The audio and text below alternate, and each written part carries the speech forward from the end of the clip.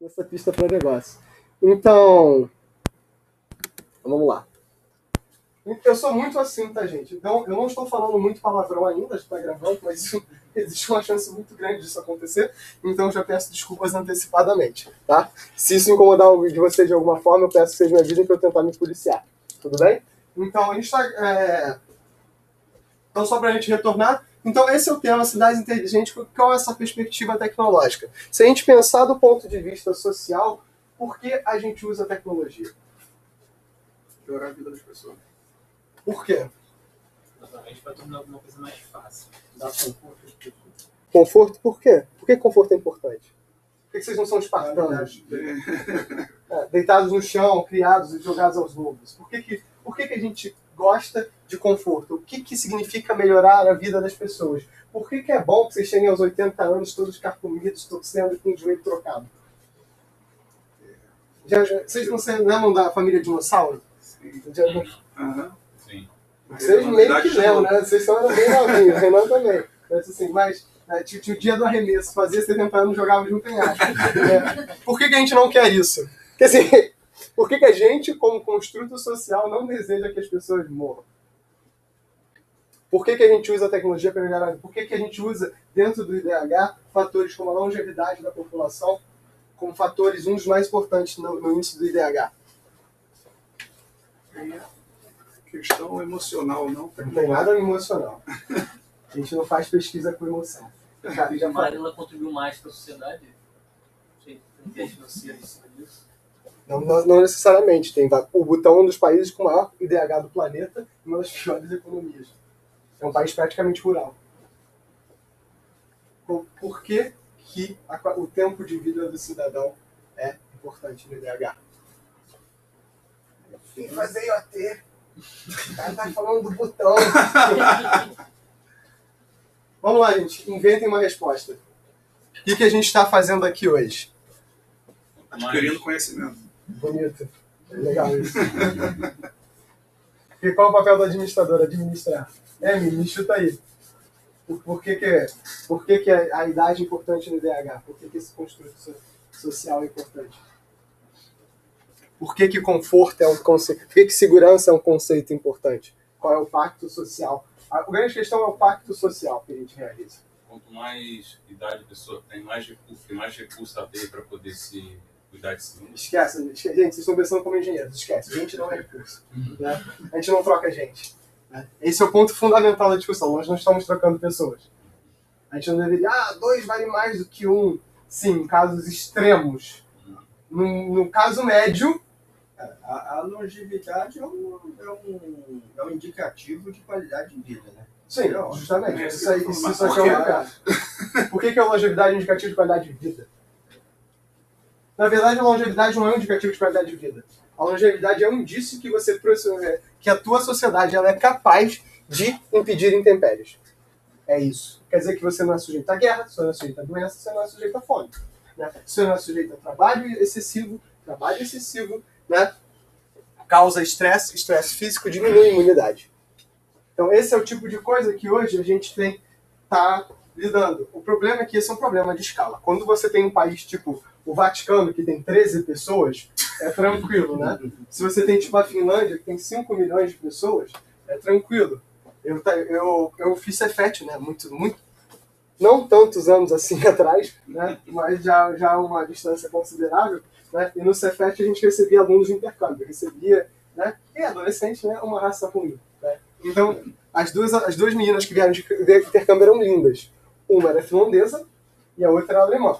A menina finlandesa estava conversando com a gente, né? Conversa e fala, não, a capital do meu país tem 500 mil pessoas. E na época a gente falou, poxa, a Rocinha tem 1 milhão. Então, a nossa escala de brincadeira coloca o Brasil na categoria de super país. O que é um super país? Para vocês entenderem por que isso aqui é importante, vocês têm que entender o contexto social da sociedade em que vocês estão inseridos. O Brasil é um país de proporções continentais com uma população enorme. Um super país tem uma área X, que eu esqueci que é, mas acho que é mais de 100 milhões de metros quadrados, mas eu não sei, né? Não sei nem a estimativa, estou chutando um valor, mas assim, tipo, muito grande, e tem que ter mais de 100 milhões de pessoas. Então, dos 5 maiores países do mundo, não todos são Canadá, Rússia, Canadá, Estados Unidos, China e Brasil. Não, Rússia, Canadá, China, Estados Unidos e Brasil, né? China, Estados Unidos e Brasil são os superpaíses. Pode usar. Em termos de população, tem a Índia também. Né? Sim, mas a Índia é pequena. A Índia é pequena. Territorialmente falando, a Índia é pequena. Que é um outro problema, mas é um problema menor. Hoje a gente vai ver que ao lidar com superpaíses, né? E eu costumava brincar, né? Que tipo, quando eu comecei a trabalhar com essa disciplina uns 10 anos atrás, né? Que dos superpaíses do mundo, você tinha China, Brasil, Estados Unidos, você tinha Indonésia e eu acho que era a Índia também, não podia ser considerado um superpaís. Ou seja, quase todo o BRICS estava como superpaís, tirando a África do Sul. E eu ficava brincando, né, tipo, o Brasil só está pior em IDH do que os Estados Unidos. Hoje isso não é mais verdade. 10 anos de espaço. Quais são os problemas que a gente tem por ser um superpaís? Escala, qualquer coisa aqui é muito dinheiro. E vocês podem pensar isso no microcosmos Fundão. Tá? No microcosmos Fundão, o Fundão hoje é o maior corpo universitário da América Latina em número de pessoas por dia. A gente está falando que a Ilha do Fundão recebe entre 120 a 130 mil pessoas dia.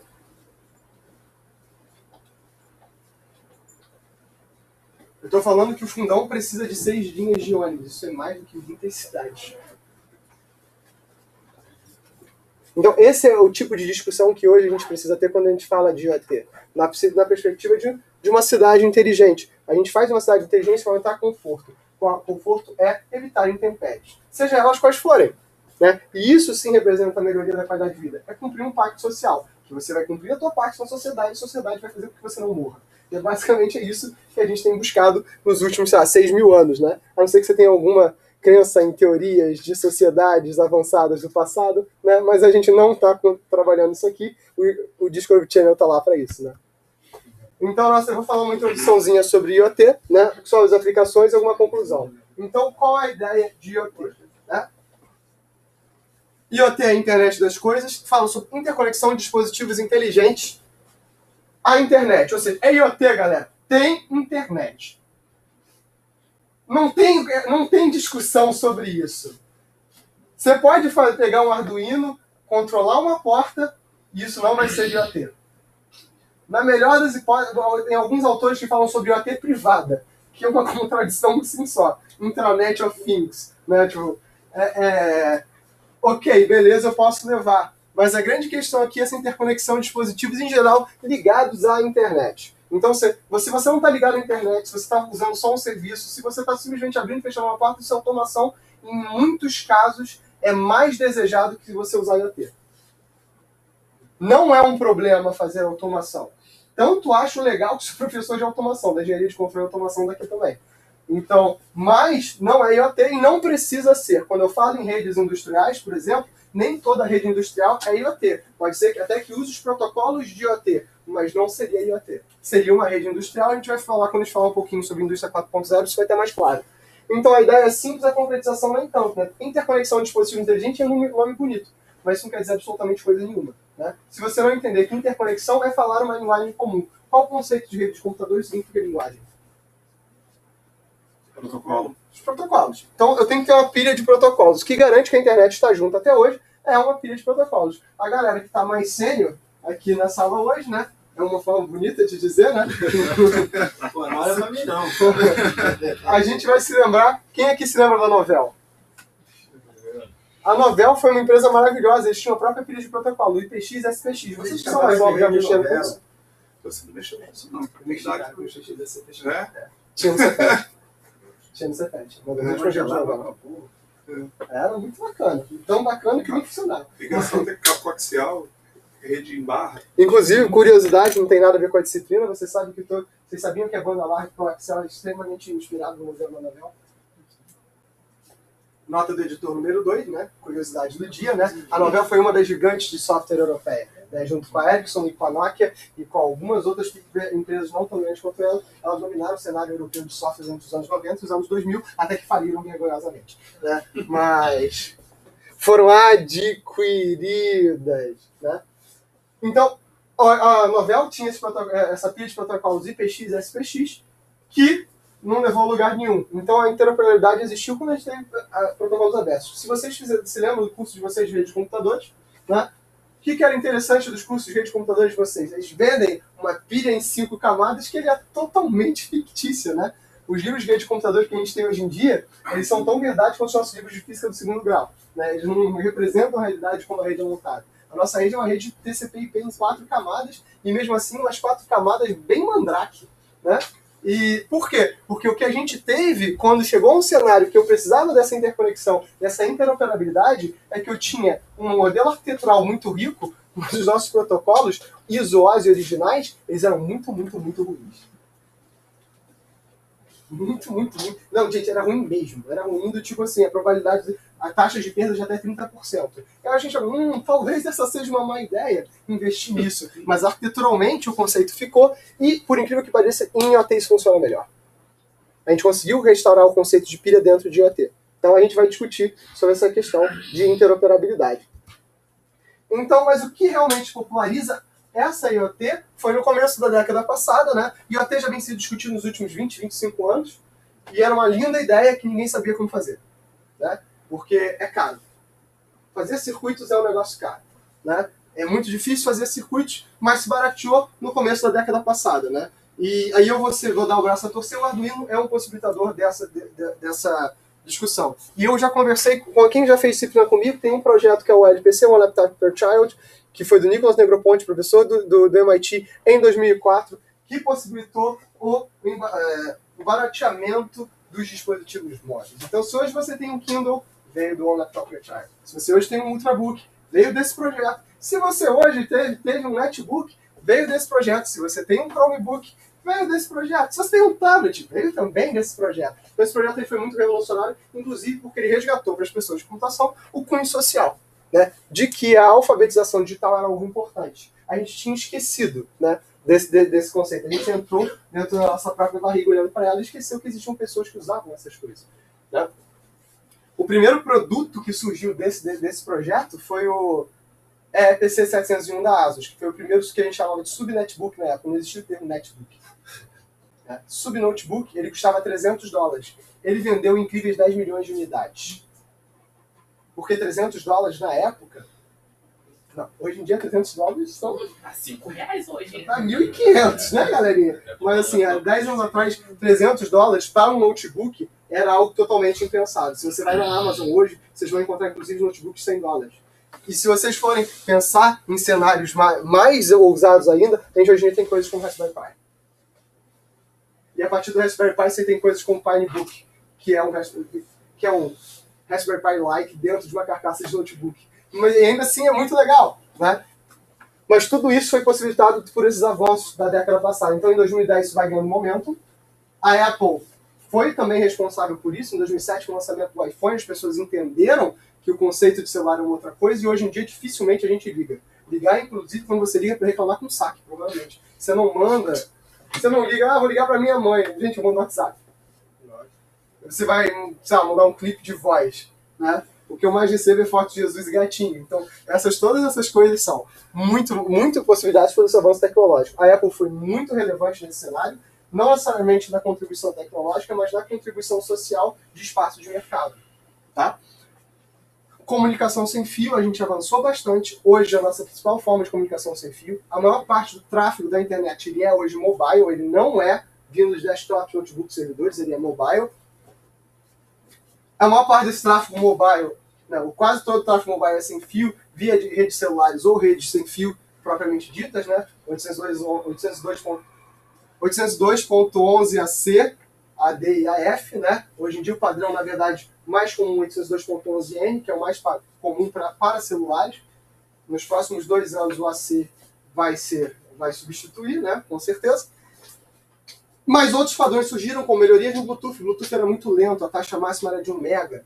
Hoje em dia, a gente tem Bluetooth com taxa de até 100 mega. E o aparecimento do Zigbee para aplicações de baixo consumo. Então, a gente teve uma melhoria na tecnologia. Sobre alguns desses padrões de comunicação a gente vai comentar, sobre outros a gente não vai comentar, porque teria uma outra disciplina, rede sem fio, que eu posso ministrar, em algum outro período onde eu falaria extensamente sobre cada um desses protocolos, e essa disciplina é chorar sangue pelos olhos.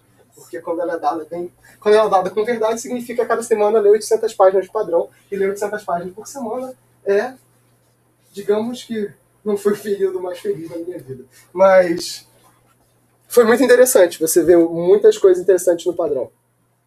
E aí surge o conceito que hoje a gente chama de indústria 4.0. E indústria 4.0 não é uma indústria que usa IoT. O nome disso é Smart Factory. Indústria 4.0 é replanejar a sociedade como um processo industrial. De padrões de consumo e necessidade até, no final do consumo do produto, como descartar esse produto. Uma das áreas mais interessantes hoje de IoT é o que a gente chama de mineralogia urbana. Um dos locais onde é mais fácil e mais barato obter metais preciosos é no lixo. Então, por exemplo, quem aqui conhece o CETEM? Quem aqui é da UFRJ? Quer dizer, fez graduação aqui na UFRJ? 1, 2, 3. Tá, então metais. O CETEM é o Centro de Tecnologia Mineral. Né? Aqui é uma parceria, se eu não me engano, com o Ministério de Minas e Energia, e eles são especializados em tecnologia mineral. Extração, mineralogia, patati patatá.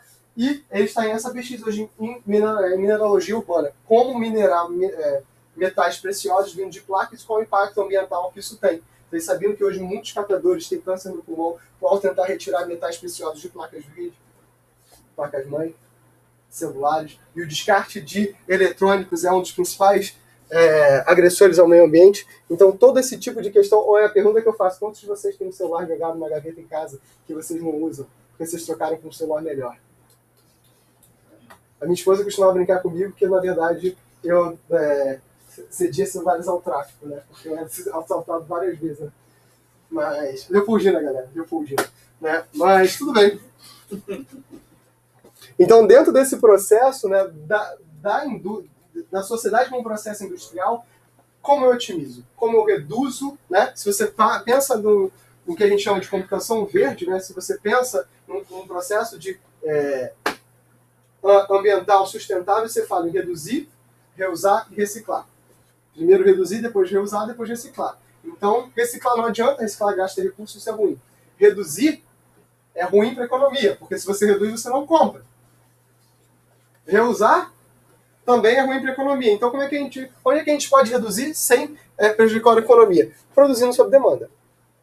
Como eu posso produzir sob demanda? Trabalhando com a necessidade do teu cliente fit. Por exemplo, quantos de vocês aqui já quiseram comprar um notebook, e ele não era exatamente daquele jeito que você queria um processador mais assim, mais assado, mais memória, menos memória, mais HD, menos HD, mas se você, entre um modelo e outro, a diferença de preço às vezes era muito absurda. Às vezes o processador era muito melhor do que você queria, mas se você queria que a memória não vinha direto de fábrica, ou para você pedir esse computador, eram, 8 semanas a mais. Esse tipo de coisa são coisas que são problemas da produção. Como é que as empresas fazem isso? Produzem em escala. Porque produzir em escala é barato. Né? Então a ideia seria, né, que a gente pudesse utilizar a tecnologia para identificar esse processo industrial antes dele mesmo acontecer. Predizer processos industriais. E... passou alguém por ali. Enfim, na volta a gente dá um oi. Tem um laboratório aqui em cima que não tem nada a ver com mestrado nem graduação também, que é da Capivara. Então, não, pode ser, beleza. Então eu fico mais feliz. Agora eu posso ignorar tranquilo. Né? Então, assim, a grande questão desse processo industrial é como a gente toma essas decisões. Como é que eu vou predizer esses momentos. Então, o processo vai começar no desenvolvimento de sistemas embarcados, né? E você desenvolver para sistemas embarcados é uma área que a gente fala muito hoje em dia, mas a gente não sabe, é muito ruim. Desenvolver para embarcado é uma coisa que a nossa sociedade faz muito mal. A gente mal sabe desenvolver direito, quanto mais para embarcado. Né? Identificação de dispositivos, a gente vai discutir muito isso aqui na aula, né? Quais são os dispositivos que são adequados, por exemplo, coisas boas, assim, como é que você detecta incêndio? É pouco. Põe isso numa cozinha e você vai ver como é que vai adicionar toda semana. Vamos lá? Um sensor de temperatura, variação brusca. Se você busca, você pode ter uma sauna. Também não pega. Algum tipo de gás específico. Depende, não sei. Se pega um laboratório químico como o da UFRJ. Tem que combinar isso tudo. Em uma sequência bastante específica. Para quem já foi meu aluno, eu conto essa história todas as vezes. Eu conto essa história todas as vezes, mas assim, uma vez que está sendo gravado, vamos brincar. Já vai ter... Bom dia, professor. Tudo bom? Pessoal, bom dia. Seja muito bem-vindo ao PESC. Prazer, meu. Turma cheia, eu gosto Legal. assim. E aí, galera? Isso aí, né, bicho? Ó, Tan, tan, tan, tan, tan, tan, tan, tan, tan, tan. mais um aqui. Tá bom, tá tudo bem aí? Tá tudo ótimo, graças a Deus. Beleza, show. Então, vamos contar. Isso aqui vocês... digamos que num bairro hipotético B, de uma cidade hipotética R, existe um shopping hipotético B também, cujo nome tem o nome do mesmo bairro. Essa cidade hipotética, por um acaso, fica no hemisfério sul desse planeta hipotético, onde é muito quente. O shopping hipotético B comprou um sistema de detecção de incêndio, gastou milhões de reais, um excelente sistema de detecção de incêndio, que é sueco. E o sistema combinava várias fontes de dados, sensores químicos, presença, ligar atuadores como sprinklers, tinha sprinklers químicos, que é uma coisa que é difícil de você ter, tinha analisadores de fumaça, tinha sensores de temperatura, mas ele tinha uma condição sine qua non. Se tudo isso desse certo, mas batesse 50 graus, gente, 50 graus com certeza é um incêndio, não tem como errar. Nossa, essa. Não tem nada disso, cara. Não tem, é um bairro totalmente hipotético. Né? E aí, nesse bairro hipotético, é claro que uma coisa que ajudava o sistema de detecção de incêndio é o sistema de refrigeração. Dificilmente dentro de um shopping vai fazer acima de 50 graus, não faz sentido. Né? A não ser que tenha um incêndio. Isso é razoável. O sistema de refrigeração para de funcionar. É o que aconteceu, porque quando é que o sistema de refrigeração vai parar de funcionar? Quando ele está sendo mais utilizado. Quando é que o sistema de refrigeração vai ser mais utilizado na cidade hipotética R? Meio-dia de qual estação do ano? Verão. Verão. Que nesse dia em particular fez 53 graus. Porque o bairro hipotético B é uma pequena gaiola de concreto. Né? Então, o que aconteceu? Ligou-se os sprinklers. Se vocês duvidarem de mim, vocês podem buscar no Google. Aí eu pergunto para vocês, o sistema estava errado? Ele fez algo que ele não deveria fazer? O que a gente errou? As regras estão corretas. As regras fazem exatamente o que ele fez. A realidade de um país para outro. Realidade de um país para outro. Qual o nome disso? Não foi customizada. Qual o nome disso? Realidade de um país para outro.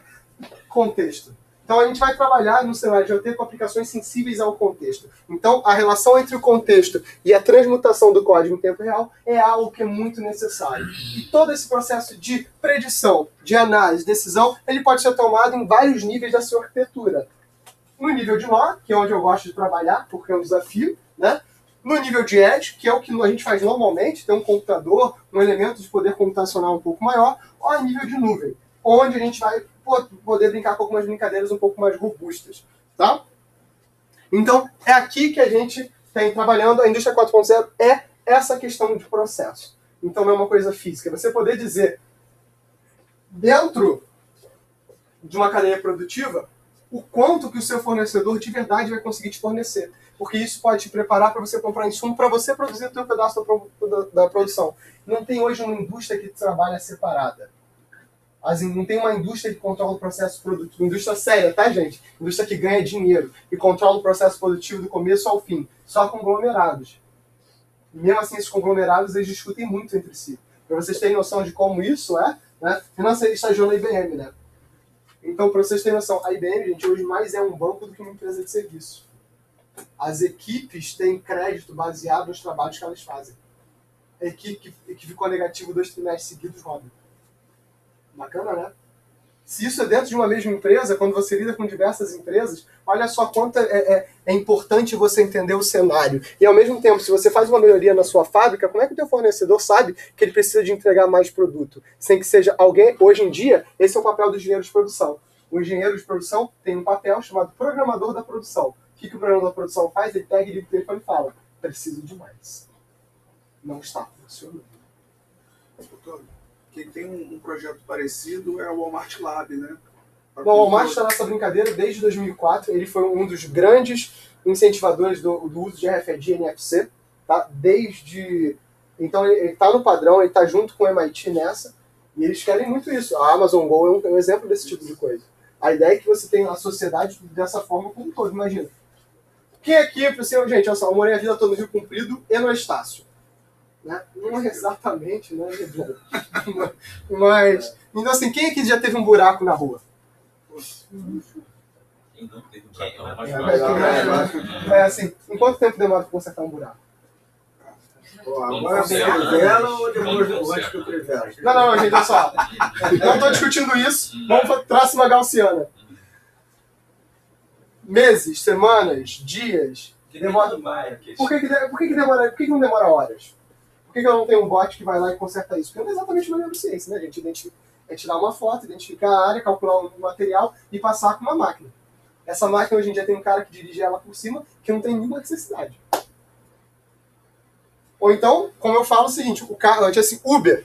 Por que Uber precisa de motorista? Porque a nossa legislação até hoje não conseguiu decidir, não conseguiu aceitar que um robô é melhor do que um ser humano. Porque a nossa legislação é baseada em culpa. É sério. O Google e a Tesla estão nessa batida aí, mas ainda não está na... Não, mas essa batida vai acontecer em vários países antes do programa acontecer no Brasil. Ah, sim. Então, assim, tem um fator social embutido nessa discussão tecnológica. Entenda, a tecnologia, ela não discute sociedade. A tecnologia acontece, independente ou não da sociedade, e ela move a sociedade numa determinada direção. Né? Você tem uma discussão filosófica antes. Mas aquele acidente com vítima fatal atrasou um pouquinho que atropelou o ciclista. Experimenta Brasil. Não, sim, eu digo com carro autônomo, né? Com carro autônomo. Exatamente. A questão, atrasou é que a questão agora é provar. É mostrar o seguinte, a culpa não é do carro autônomo, a culpa é do carro autônomo. Sim. Mas se a culpa é do carro autônomo, e aí é uma questão agora realmente filosófica. Se a culpa é do carro autônomo e ele matou uma pessoa, eu posso liberar o carro autônomo? Ah, mas se o carro autônomo matou uma pessoa e o ser humano matou duas, eu posso liberar o ser humano? Mas quem decide isso não é técnico, né? Aí ferrou. Então essa é a discussão mais profunda. Entende por que vocês, como mestres, têm que ter essa discussão? Né? E aqui esse é o caminho que hoje a gente está trabalhando. Tá? Não fui esperto. Onde eu tenho sensores... sistemas embarcados com capacidade de rede, então a capacidade de rede é muito importante, armazenamento local, e aqui a gente terminava a IoT de 2010. Quando, por exemplo, você tem autores como Max Zori e outros, eles falavam, a IoT deles terminava aqui. E esse servidor aqui é que se comunicava com o resto da nuvem. Então eram as primeiras pilhas de protocolo. Para vocês terem noção de como era, nesse momento a gente falava de cross-layer. Ou seja, você tinha uma única pilha de software que funcionava para todas as camadas da comunicação. Nota do editor, não funcionou. A gente no programa veio bastante para isso. Tá? Depois surgiu a rede, que na verdade os nós poderiam se comunicar com a rede através de gateways. E aí surgiu o RPL, que a gente vai comentar mais. E aí, isso aqui eu estou falando em 2014. O RPL se populariza em 2014, quando a gente começa a ter os primeiros grandes simuladores. Né? E a gente vai falar sobre alguns deles aqui. E a nuvem, mais recente, de 2016 para cá, a gente vem tratando IoT com a nuvem. Então temos IoT Data Analytics, ou IoT como grande provedor de dados para a nuvem, surge de 2016 para cá, e a gente agora está entrando na década do conhecimento. Se a gente entra, né, nos níveis, o nível mais baixo de dados é chamado de pixel, ou raw data, né, dado bruto. Isso é o seguinte, é o que o sensor captura. O que o sensor de temperatura captura? Valor. Não. Valor, não. Sinal elétrico, às vezes. É a variação da eletricidade. Não necessariamente, pode ser até a vibração. Um sensor captura um sinal físico, que ele vai transformar em algo. Qualquer coisa é uma interpretação. Quando eu digo que um sensor de temperatura capturou 15 graus, eu já adicionei semântica ao meu dado. Então olha que coisa interessante, uma disciplina que precisava ser uma disciplina bruta, que capturei um sensor, na verdade já tem todo um viés filosófico, e é o seguinte, 15 graus é uma decisão.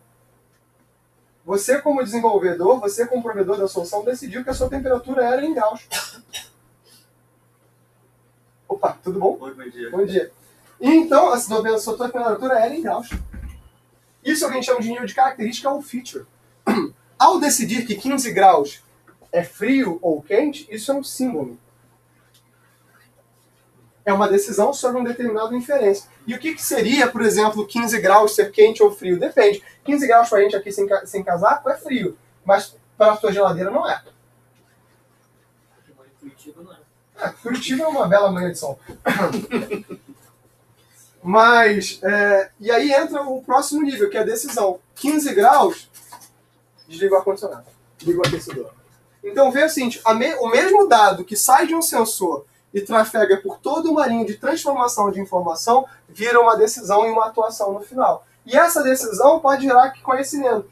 Qual é o conhecimento? É através de um algoritmo de aprendizado de máquina dizer, porra, 15 graus não dá, galera. 15 graus a galera vai ficar com frio e toda vez vai precisar ligar o atuador. Então é melhor que a gente aprender que a temperatura ideal é entre 21 e 25 graus.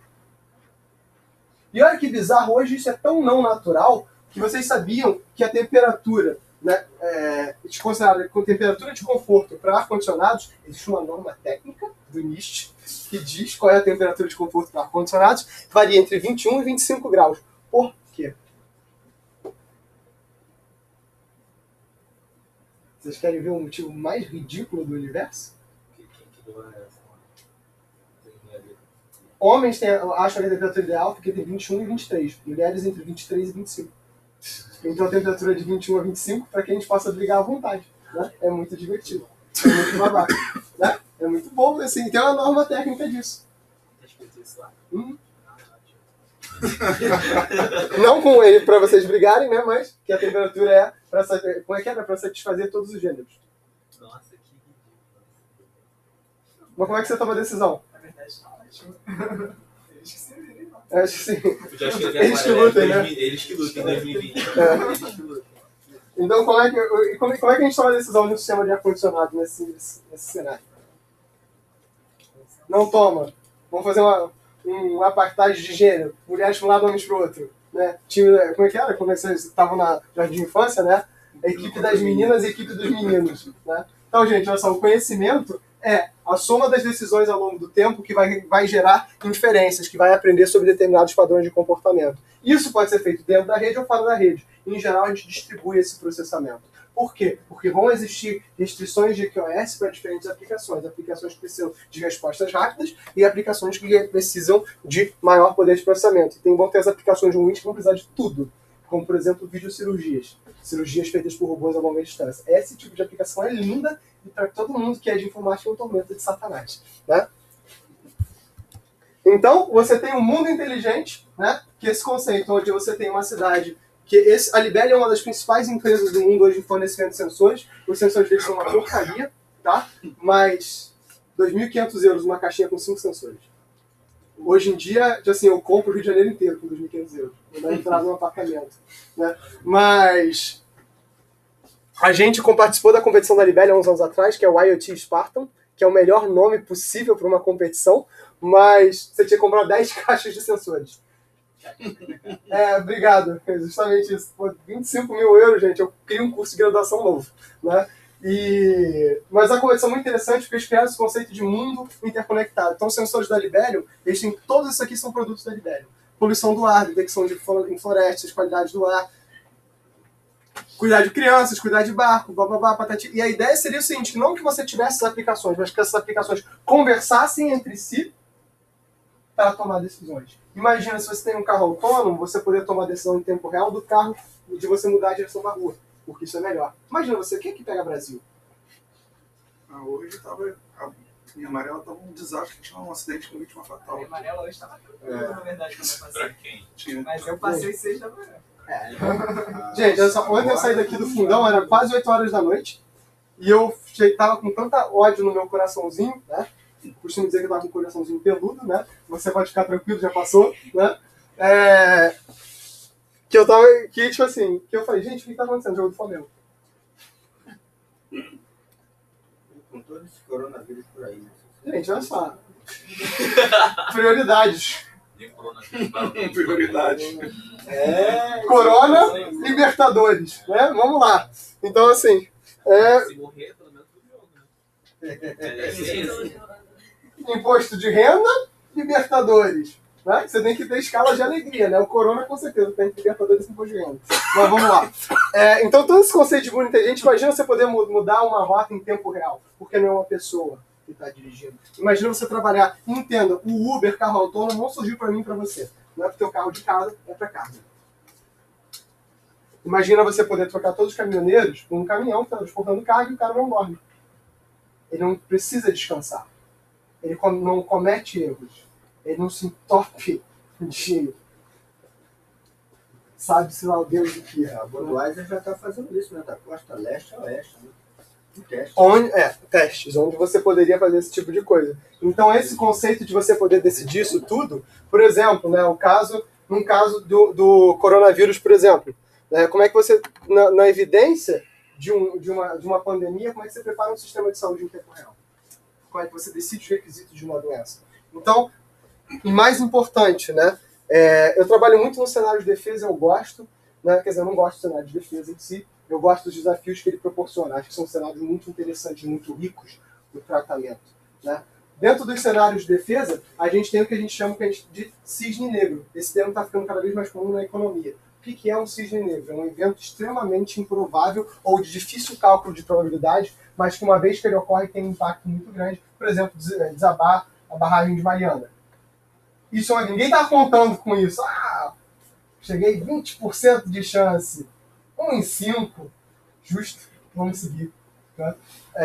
Isso não é assim que funciona. Tsunami na Tailândia. Ninguém esperava. Tipo, o coronavírus surgir. Ninguém esperava. Mas o impacto na economia da China já está chegando próximo de $1 trilhão.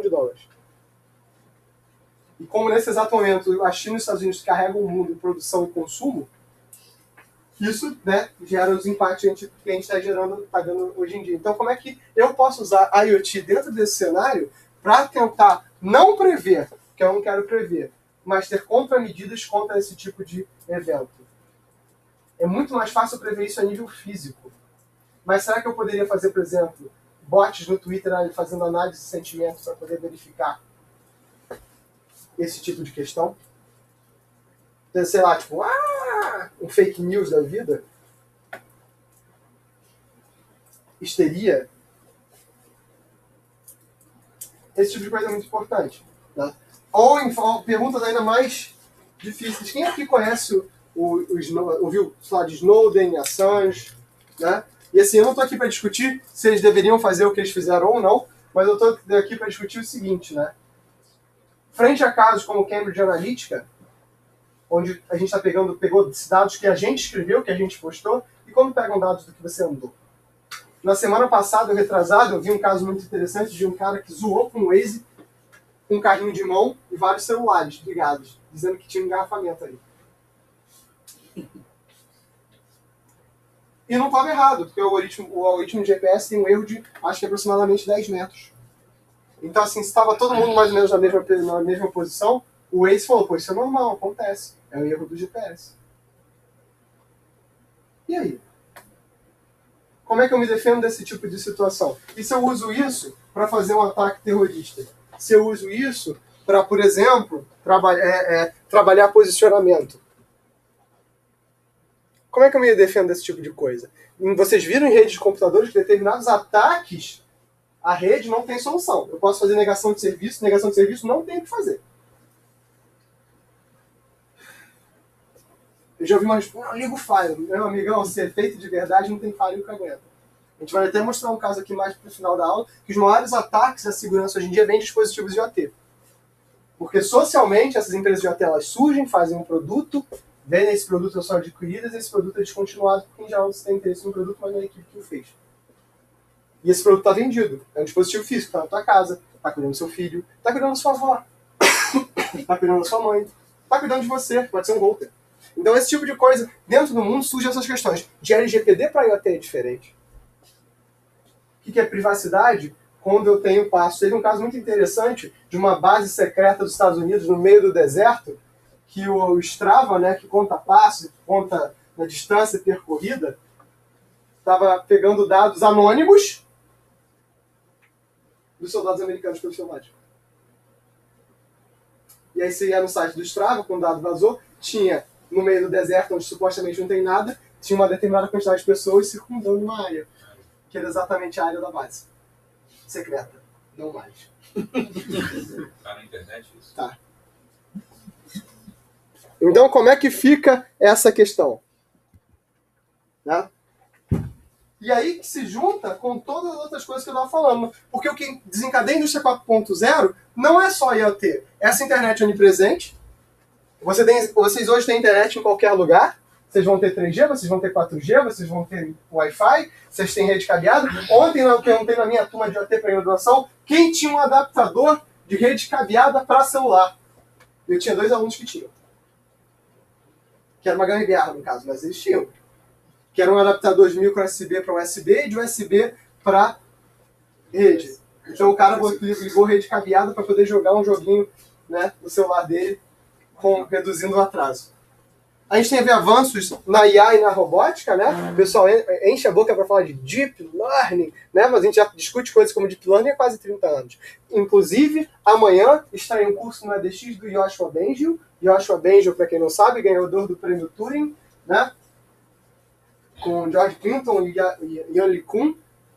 Ele vai a Universidade de Montreal vai iniciar amanhã, via EDX, um curso de Deep Learning com o próprio Yoshua Bengio. Então, assim, muito legal, é gratuito, a não ser que você queira o certificado. Mas se você quer o certificado, você tem que pagar $30. Eu já não acho tão caro assim, mas vocês podem assistir os vídeos, fazer os exercícios, eu não tenho resposta, mas vou fazer. Então, é gratuito, né? Avanço em robótica, a gente tem hoje, por exemplo, eu costumo brincar, né, que eu hoje coordeno a Nautilus, a equipe de desenvolvimento de submarinos autônomos aqui da UFRJ. E a gente faz um robô autônomo submarino que pode ter N aplicações, desde fazer solda submarina, né? Não sei se vocês sabem, mas a profissão de mergulhador é provavelmente a profissão mais perigosa dentre todos, é que você tem a média de vida mais baixa. Inclusive, é uma das poucas profissões que você se aposenta com 15 anos de profissão, porque você não dura muito mais do que isso, né? E como é que eu posso substituir um mergulhador por um robô, para que ele não morra? Não morrer, estamos de acordo, não morrer é uma boa ideia. A gente vem falando isso desde que eu cheguei, né? Não morrer é nice. Né? Redução do preço dos sensores, aqui está realmente, e áreas interdisciplinares surgindo. Genética, como a gente vai falar quando a gente fala de bio-nanothinks, nanotecnologia, quando a gente falar de nanonetworks, engenharia ambiental, agronegócio. Vou mostrar uns exemplos que a gente trabalhou muito com agronomia. Eu trabalho muito com agronomia porque é um caso muito legal. Você tem muita cooperação com países latino-americanos. Eu gosto muito de trabalhar com os países da América Latina porque eles entendem os nossos problemas. Quando você trabalha com um europeu, ele não entende o conceito de escassez, né? Então, acabou o dinheiro. Né? Acabou o dinheiro para conferência, mas não acabou o dinheiro para verba de bancada. Isso é uma coisa que só... Falando nisso, utilizem sabiamente as verbas de bancadas das bolsas de vocês. Tá?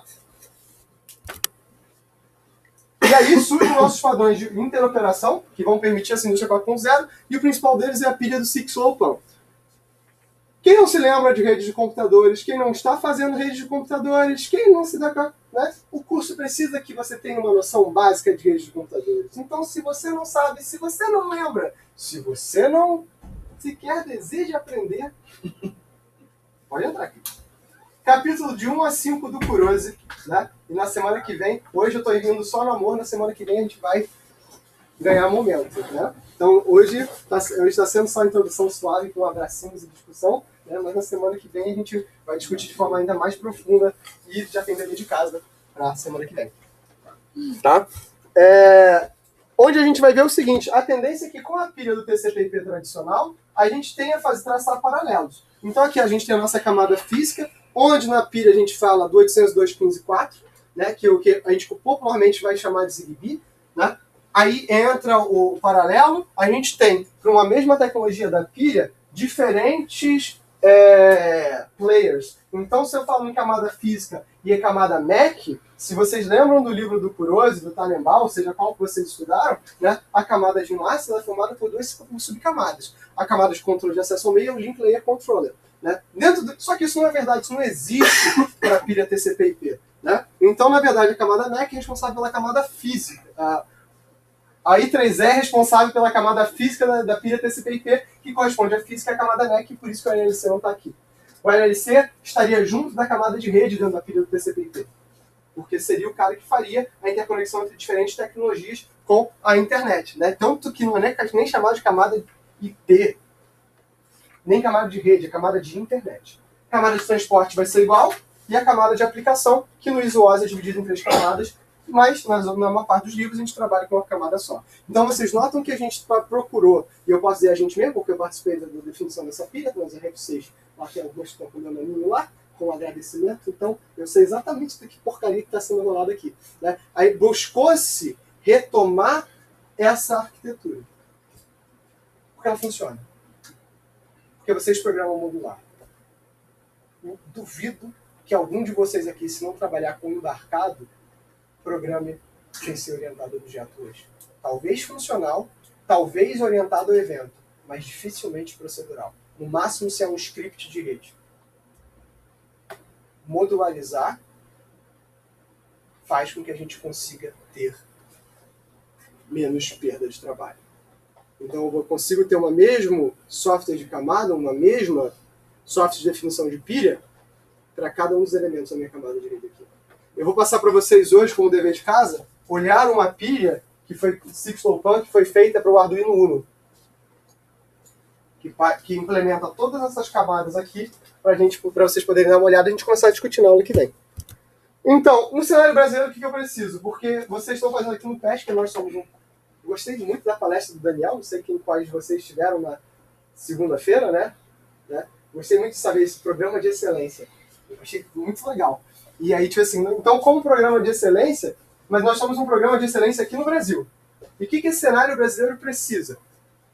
Custo, a gente não está brincando a mesma brincadeira que os nossos colegas americanos e europeus em questão de custo. A gente consegue fazer umas coisas muito legais, mas a gente sempre tem que ter o custo em mente. Flexibilidade. Os nossos biomas são muito distintos. Se você chega na França, lá, lavanda, que bonito, que bacana. A França é São Paulo. Cipular. Acho que é São Paulo, né? Mais ou menos, um pouquinho mais, um pouquinho menos, em tamanho. Portugal é tipo Rio de Janeiro uma vez e meia. Ou seja, tipo, o Juiz de Fora tá indo lá em Portugal. Mas você pega o Brasil como um todo, a gente tem uma quantidade tão grande de biomas que uma solução para o Brasil é mentira. Você no máximo faz uma aplicação local que você tem que calibrar. E criar conhecimento, né? Quando vocês chegam no mestrado e no doutorado, é claro para todo mundo aqui que a maior parte da nossa bibliografia é em inglês, né? Mas quando vocês chegam na graduação, vocês provavelmente também passaram por isso. Muito pouco da nossa bibliografia é a nossa língua nativa. Então, como é que a gente consegue gerar conhecimento, não para o nível de mestrado e doutorado? Acho que no mestrado e doutorado vocês têm mais a que ler, até em tcheco se tiver que ler. Não tem jeito. Mais para nível técnico. Mais para nível de graduação. Para educação profissionalizante. Como é que eu gero conhecimento para trabalhar nesse cenário? Porque a grande questão é, mais uma vez, lembrando do impacto social, que a tecnologia, ela impacte diretamente na vida das pessoas. E nem todo mundo vai estar fazendo mestrado, doutorado e graduação. Não porque não seja desejado, mas porque talvez a pessoa em si não deseje, não seja um perfil. E a gente tem toda a necessidade de gente que trabalhe com a área técnica de forma forte. Né? E aí surge o que a gente vai chamar de toda essa conversa bem para chegar em ambientes de estudo inteligente. A soma desses ambientes inteligentes, que são produtos separados, que são soluções separadas que vão ter que se integrar, né, é que vão ser a questão. E a gente vai definir ambientes inteligentes como um ambiente que tem diversos dispositivos conectados em rede, e aí, nota, não estou falando de sensor. Eu estou falando, você chegou, teu celular alertou. Seu computador. Os sensores, os seus sensores. Um RFID que tem no teu chaveiro. O meu prédio trocou a chave, né, do portão por um chaveiro RFID. Eu tenho um leitor de RFID na minha casa. Por que não? Olha, porque eu sou professor de AT, eu tenho esses brinquedos. E aí eu clonei a minha chave de casa no cartão do Metrorio. Porque eu agora tenho backup da minha chave. E se eu posso fazer isso, isso demora 40 segundos, tá, gente? Por que o atacante não pode? Eu estava fazendo um curso de blockchain na Universidade de Ryerson, ano passado, no ACM Sackmat, e o brinde era uma carteira anti-NFC. Por quê? Por que tinha essa carteira anti-NFC? O pessoal do Sackmat estava falando o seguinte, deixa eu pegar, ver se minha carteira está aqui ou se eu deixei lá na minha sala. Que legal, deixei lá na minha sala. Né? Ah, não, está aqui. Quem aqui tem um cartão do Nubank? Quem aqui tem um celular Galaxy? Ou que tem acesso a NFC? Um ataque muito comum, eu passar com meu celular e fazer um pagamento no teu cartão. Até R$50 o Nubank não exige. Então a sua carteira tem que ser blindada hoje em dia. Aí um aluno meu falou, não, mas eu coloco entre os cartões, fica ali no meio, tá tranquilo, tá favorável. Aí não parou. E aí, essa carteira que eu tenho, por exemplo, é blindada em chumbo por dentro. Então, foi um brinde, pessoal, se alerta assim. E é de propósito, é horrível a carteira. Mas o alerta é o seguinte, gente, o mundo mudou. É muito legal você poder pagar com contactless. É muito legal você poder pagar pelo seu celular. É muito legal você ter acesso a esse tipo de coisa. Por exemplo, o cartão do Metrorio. Metrorio não, do Rio Card. Rio Card, você pode, se você tem NFC, você pode recarregar pelo teu próprio celular. Será? E se eu tenho um NFC, será que eu posso recarregar qualquer coisa? Será que eu posso recarregar uma chave? Aqui o chaveirinho. É 50 centavos para comprar. Se você compra no Alibaba em quantidade, você paga 25 centavos. Quer dizer, pagava. Era em dólar. Não sei mais. Agora, cada um deles é, tipo, 30 reais. Vamos lá. Então, algumas aplicações diretas que a gente vai falar, né, são aplicações de monitoramento de estruturas. Né, a gente trabalhou bastante com isso, principalmente no cenário de energia renovável. Prédios inteligentes, estacionamento inteligente, fazendas inteligentes, adoro esse cenário. Energias renováveis, redes elétricas inteligentes, trabalhei muito isso aqui com o Inmetro, energias renováveis, eu sou meio bicho grilo, né? Emergência, eu trabalho muito com cenários de emergência, eu acho que IoT é muito subutilizado, as pessoas têm muito medo, todo mundo quer saber de drone, mas é legal. E Mobile Crowd Sensing, que vou contar uma piada brega quando chegar lá. Então esse aqui foi o nosso primeiro projeto. Em 2011, quando eu comecei o doutorado, teve uma competição da NASA, que era para monitorar a estrutura de aviões e de ônibus espaciais quando saíam. Então, dentro de um ônibus espacial, você tem uma figura chamada strain gauge, ou torção, que quando você sai da atmosfera, o atrito com a aeronave pode torcer a nave, né? Metal não quebra, metal rasga. Então, strain gauge é a característica. Então, como é que eu posso predizer se a nave vai se rasgar no meio? Então, essa é uma aplicação, mas uma aplicação muito mais boa é que, por exemplo, quem aqui o prédio faz uma auto-vistoria predial? Todos. Todo prédio tem que fazer auto-vistoria predial. E o que é uma auto-vistoria predial? Supostamente. O curso é de IoT, segurança é outro curso. Né? E o que é uma auto-vistoria predial? Você contrata um arquiteto, um engenheiro, para verificar se a infraestrutura do teu prédio está funcionando, né? Se ela está, né? Tipo, se não tem rachadura, se não tem nenhum dano estrutural. A gente viu casos como isso aqui naquela região dominada pela milícia, que os prédios caíram e que não tinha nada associado. Isso é uma coisa que a gente normalmente faz. Né? Mas, por exemplo, no meu prédio, o cara virou assim, seu Cláudio? Sim, 306? Eu, 306. Tem rachadura aí? Eu falei, não, tá bom. Foi muito complexo. 4 anos de engenharia civil. Né? E o quão confiável é essa medição? O cara deu um laudo, a vistoria todo ano, é muito azar se o prédio cair na vistoria dele, né? Não necessariamente a mesma empresa faz vistoria no mesmo prédio 2 vezes, porque é uma competição de preço. Mudou síndico, mudou a empresa. Não implicando nada.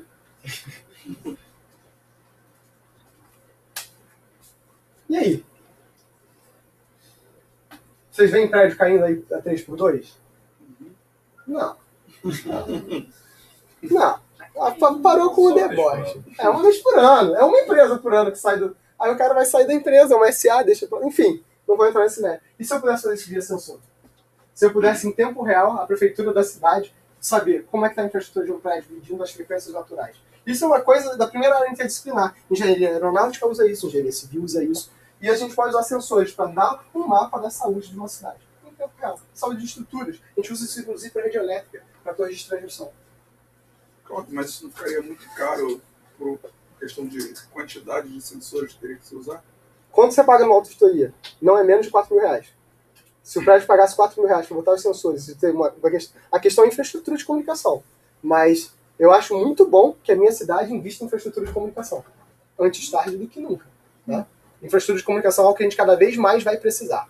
Né?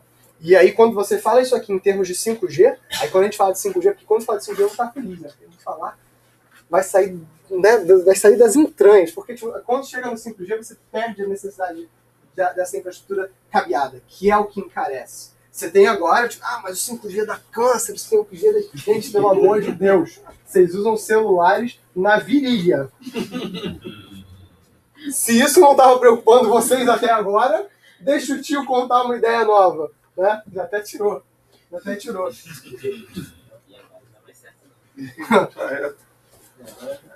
Tem muito pouca diferença estrutural entre o 5G e o 4G. Para vocês terem noção, vou contar uma outra história. Eu gosto muito de histórias. Vocês vão notar isso ao longo do curso. 2001, atentado terrorista, 11 de setembro. 2003. Tudo isso aqui são coisas que eu fui pegando ao longo dos anos, tá? 2003, teve um maluco que foi preso por terrorismo. O que ele fez? Ele subiu no topo de um prédio em Manhattan, que duas empresas se comunicavam via rádio, né, via rede sem fio. O cara subiu com um micro-ondas, desmontou o micro-ondas e ligou o micro-ondas. O que é um micro-ondas? É um emissor de ondas. Essas ondas, uma alta frequência, elas vibram coisas e isso que esquenta o micro-ondas. É isso que o micro-ondas faz. O micro-ondas, sim, ele gera câncer. O que o micro-ondas faz? Ele agride as suas células são forçadas a se regenerar e esse processo contínuo é que vai gerar câncer. Ok? Mas ele também faz uma coisa muito interessante. O micro-ondas é uma antena de tão alta potência que ele faz um processo chamado jamming. Ele fluda todas as faixas de frequência, ele inunda todos os canais de comunicação e pisa a comunicação. Durante os 20 minutos que as pessoas não sabiam o que aconteceu,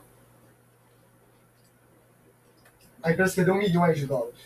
Que era uma empresa de bolsa de valores. Sei lá por que diabos eles conseguem perder milhões de dólares e ficar calados. Enfim, né? E se isso é verdade, por que dar um shutdown na bolsa funciona? Mas isso é uma outra questão. O mundo parou de produzir. Né? Mas vamos deixar isso quieto. Né? Isso aqui não é aula de economia, não quero entrar nesse ponto. Então, assim, esse cara...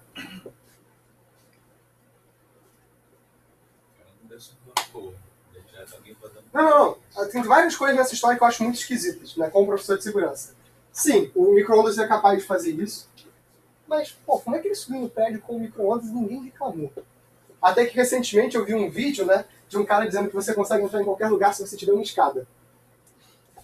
Porque se você entra com uma escada, todo mundo acha que você é de manutenção. Então o cara entrava com uma escada, deixava a escada e entrava no cinema. É igual usar o colete amarelo. Exatamente. É isso, assim, ninguém vai suspeitar que alguém vai sair com uma escada e um colete laranja para, tipo assim, vou pra boate, assim, vou beber. Né? Esse tipo de coisa é mais bizarro. Enfim, todas essas são questões que a gente tem que tratar. Prédios inteligentes é a aplicação mais comum, né? Prédios equipados com dispositivos inteligentes que minimizam o consumo de energia e que vão ter como objetivo conforto e segurança, tá? Hoje em dia também os prédios vão ter uma preocupação com o verde, com reduzir o consumo de carbono, tá? Ou seja, ou em prédios, por exemplo, uma aluna falou, né, que ela foi em Abu Dhabi durante essas férias, né? Cada um vai onde pode. E ela visitou um prédio que era um prédio totalmente inteligente, que o prédio ele era em camadas, mas cada novo andar construído ele já era totalmente inteligente, com acesso sem fio, os vidros eram captadores de energia solar, você tinha reuso de água, tudo isso através de sensores. É legal, mas o tema está mais batido do que o time do Botafogo.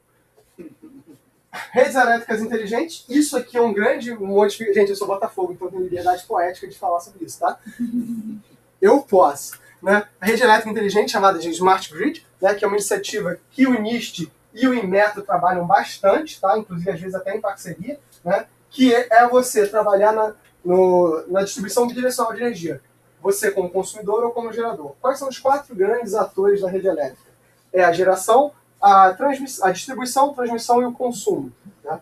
Na prática, o que acontece? Isso é tudo unidirecional. Itaipu gera lá e você recebe em casa. Não necessariamente Itaipu, gente, mas é um nome icônico que eu posso usar com liberdade poética.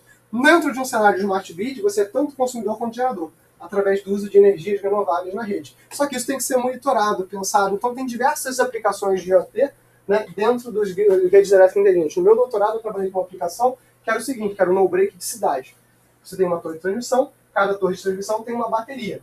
Bateria gigante, então baterias do tamanho dessa sala até maiores, que ficam na base das torres de transmissão. O que elas fazem? Elas armazenam excedentes de energia. Se vocês não sabem, as linhas de transmissão elas têm uma perda de quase entre 20% e 30% da transmissão. Entre o gerado, né, no gerador e o consumidor, você tem uma perda que vai ser em calor, vai ser em campo eletromagnético, e essas é o que geram as ficções do tipo, estou perto da torre de transmissão, eu tive câncer. Né? Estou perto da torre de transmissão, e é coisa mais, sei lá, tá escatológicas, como quando você mora perto da torre de transmissão, os aliens querem vir mais perto de você, porque a energia é mais limpa. Sabe-se lá Deus o que isso quer dizer, né? Mas, como eu disse, eu fiz informática, psiquiatria, um outro curso, né? Eu estava olhando uma reportagem ontem sobre a questão das energias renováveis, do tipo eólica e Vou chegar solar, lá. etc. E que esse excedente que é gerado, tem empresas construindo um acumulador de energia gravitacional. O que ele faz? Ele é uma torre inteligente com guindaste. Conforme a energia é excedente, esse guindaste vai levantando pesos e construindo a torre. E ela vai aumentando de tamanho. Quando precisa a energia falta, o guindaste derruba o peso e aí essa energia gravitacional faz transforma a energia em energia potencial.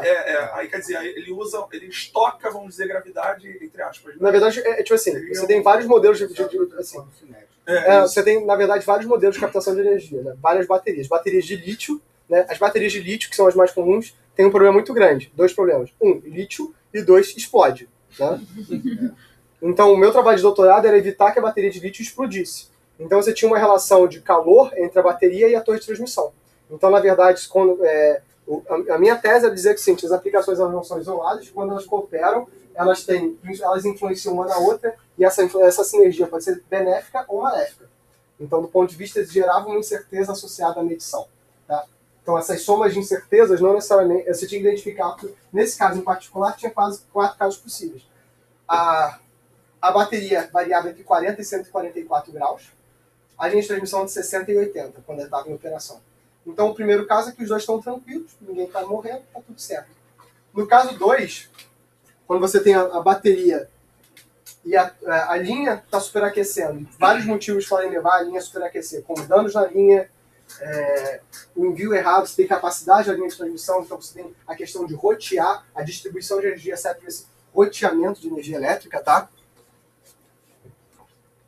É difícil, quando isso acontecia e a faixa de valores se aproximava da temperatura média, era muito difícil identificar onde é que estava o problema. Mas aí eu podia ter uma aplicação por sensor. A gente vai chegar sobre isso quando eu falar sobre rede de sensores. A gente vai ter uma discussão um pouco maior. Você tem um cenário que a bateria estava para explodir, então ele mascarava totalmente o cenário da linha. Né? A linha mesmo saudável, quando a bateria estava superaquecendo, tinha chance de explodir, então você tinha que desligar a bateria e voltar para uma rede elétrica tradicional. Então tinham contramedidas associadas a isso aqui. E essa era uma das aplicações possíveis. Você tem aplicações de energia renovável, mas só complementando sobre o que você falou, existia um modelo de bateria que o Nish estava testando, que era baterias com água. Que a água para armazenar potencial elétrico. Então, assim, o nosso modelo de baterias hoje é muito ruim.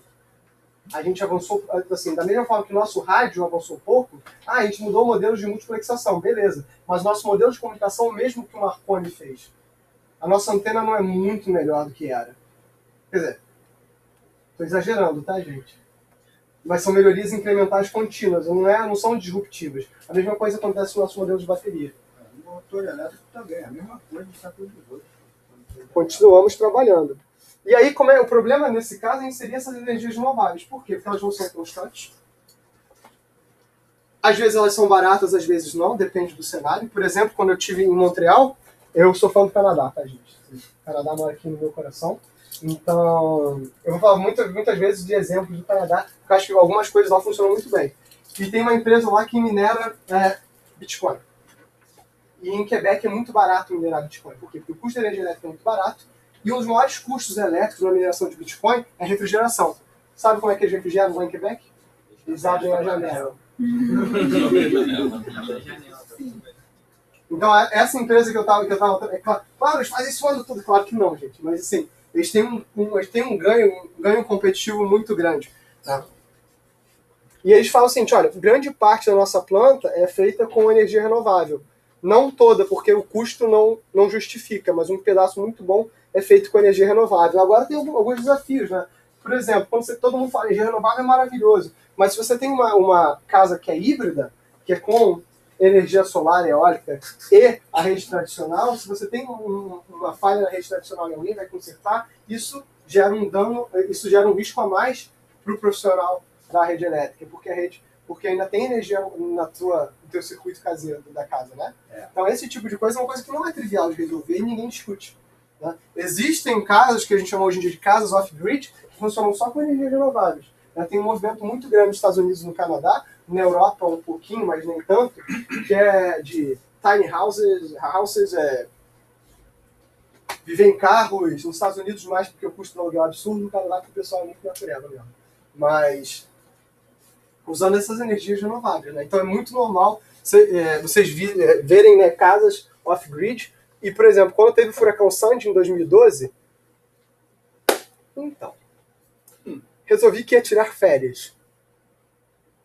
Quando eu marquei minhas férias, o que passou? Um furacão. Por quê, né? Porque sorte é uma coisa legal. É Deus dizendo, não, cara, você vai voltar pro trabalho. Mas foi muito bom que no dia que eu fiquei preso no hotel, eu escrevi um paper. E o dia até passou, foi maravilhoso. Né? Tentei tirar o melhor dessas situações. Mas quando, para vocês terem noção, nesse caso, quando aconteceu o furacão, a cidade toda, tipo assim, Nova York, a maior cidade do planeta, ficou sem luz, ficou sem nada, ficou sem... A primeira coisa a voltar a funcionar foram as redes celulares. Como? Vinham os carros com placas solares, com baterias, com geradores e ligavam antenas móveis das operadoras. Então a primeira forma de comunicação que voltou foram celular. Cadê só? 11:15. E aqui você usa esse papel das energias renováveis dentro desse grid como um todo, está mais no conceito de carros elétricos. A gente não está nem tão preocupado com o aumento da geração. Aumentar a geração não é difícil. O problema é, será que o nosso grid consegue suportar? Para vocês terem noção, hoje tem dados da ANAEL, da Agência Nacional de Energia Elétrica, o fato de que entre 6 e 8 da noite, quando todo mundo chega em casa e coloca o celular para carregar, já cria perfis diferentes de mapa elétrico. Aí você tem um carro. Que hora você vai chegar em casa? Vamos escalonar! Você chega às 5, ele chega às 6, ele às 7, até meia-noite. Não vai funcionar. Isso não é assim. As pessoas querem ter um carro, querem chegar em casa e carregar. A nossa rede elétrica não suporta. Então o maior desafio dos carros elétricos não é o carro elétrico em si, isso é um desafio já vencido. Não é gerar energia elétrica. Gerar energia elétrica a gente gera. O desafio do carro elétrico é a simultaneidade das cargas. Vai ter que ter um rodízio de cargas. Né? E muita gente diz assim, não, então vou fazer um carro elétrico com energia renovável. Então, O rendimento. é muito difícil fazer um carro andar. Existe muita força. Lembra aqueles cavalos de força? Não é pouco cavalo não, galera. Não dá para fazer isso aqui com as placas solares de hoje. Com o aproveitamento elétrico que a gente tem hoje. Então, existiam algumas propostas interessantes, como transformar o piso em pisos elétricos, eles carregariam o carro em movimento, os vidros do carro serem placas solares, o teto do carro ser placas solares, aí, assim, tipo, acabou com o sentido de ter um carro, né? Porque você, na verdade você tem, sei lá, um chroma key, né? Um negócio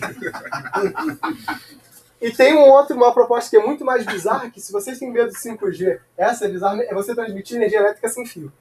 Da mesma forma que você carrega os celulares, carregar os carros. Só que a perda, às vezes, chega em até 80% da energia gerada.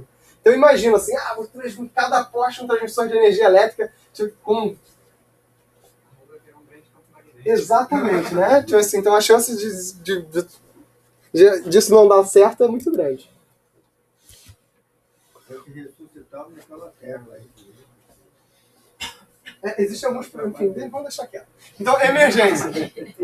Cenário de suporte é muito interessante. Incêndios, desastres, assaltos, né? Um caso muito interessante é o filme do Batman. Né? Quem aqui já viu Batman, Cavaleiro das Trevas? No final do filme, como é que ele ganha do Coringa? Ele é um morcego, então ele pega os celulares e faz um sonar. Uau! Batman! Cheio de dinheiro. Que bosta de solução, bicho. Você tem giroscópio, você tem câmera, você tem acelerômetro, você usa o som. A gente faz um negócio muito mais legal, a gente chama de Google Maps. Google Street View. Quem aqui tem um celular Android? Eu agradeço, vocês tornam o Google Street View muito melhor. Para aqueles que não sabem, você deu permissão ao Google para tirar fotos com a sua câmera de celular e jogar o Google Street View. Como é que ele faz isso? Soma com os dados GPS e soma as fotos de todas as câmeras. É por isso que a gente não deu o carro do Google há muito tempo, mas continua vendo o Google Street View funcionando. Tá bom, peraí, como é que ele tira a foto? Você pega o seu celular. Tira a foto. Pega o seu não. Pega o seu celular. Atende o seu celular. Sim. Atende. Eu tô fazendo assim. Atende. Foi. Tirei foto. Tira a foto. Aí manda quando tiver uma conexão Wi-Fi. 802.11, Wi-Fi Ele não faz isso sem eu perceber. Você deixou. Aquele termo de excesso que ninguém lê. Comprei o Galaxy S140, né? 14 polegadas de celular, né? Tipo, 36 GB de RAM. Que vendi a minha casa e hipotequei para poder comprar um celular. E você comprou aquele negócio, você não vai querer usar? O Google te dá alguma opção de não dizer não quero? Como que você não quer? Dizer não quero. Não. Discordo de tudo. Usa a marca. Os carros autônomos é uma vantagem. Tu imagina vários carros autônomos em diversos pontos da cidade. Estão medindo temperatura, comunicando entre Já vai chegar lá. tirando foto, É o que a gente chama de V2V e V2E. vendo a qualidade dele. Gente, olha só, do YouTube vocês podem ver um carro desses autônomos que foi sequestrado via hacking. Ao mesmo tempo, gente, vocês não podem pensar só nos problemas. Esse é o meu trabalho. Vocês têm que pensar nas soluções. Quem aqui gasta mais de 1 hora para chegar no fundão? Eu não mas Dependendo do Isso é margem, Mas eu levei duas, então. E se vocês pudessem vir num carro, estudando, dormindo, ouvindo música, dormindo. É um carro autônomo, é isso. Agora, imagina, você pegou um carro autônomo, porque o Google Cars, né, que é o serviço que o Google quer implementar, é um serviço de carro como serviço. Você vai lá, chama um Uber da Google, vem um carro na tua casa, te busca e te leva para o teu destino, traçando a melhor rota possível. Agora, tipo assim, o Google Cars é uma parada bizarra, né, porque o Google Cars não vai admitir que não tenha cigarro, né? No Uber, o motorista espera a galera terminar de fumar um cigarro. No Google Cars isso não vai acontecer. E esse tipo de coisa são coisas muito bizarras, né? Então, assim, o que é uma emergência? O que é um desastre? Como é que eu posso identificar assalto? Será que eu posso ver incêndios? E aí você nota uma coisa. Se eu espalhei os dados, os meus sensores por toda uma região, como é que eu garanto que esses caras estão detectando incêndio? Estão de verdade detectando incêndio? Não são erros.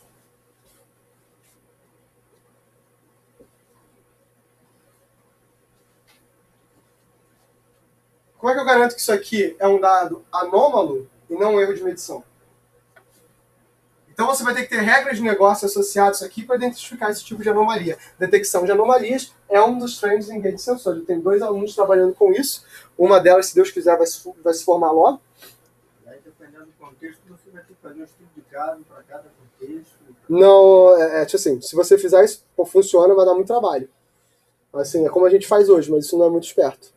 Porque os cenários mudam muito, eles são muito ricos, e isso funciona com uma rede que tem uma aplicação. Agora imagina o caso da internet. Quantas aplicações tem na internet? Pensa no caso de um firewall.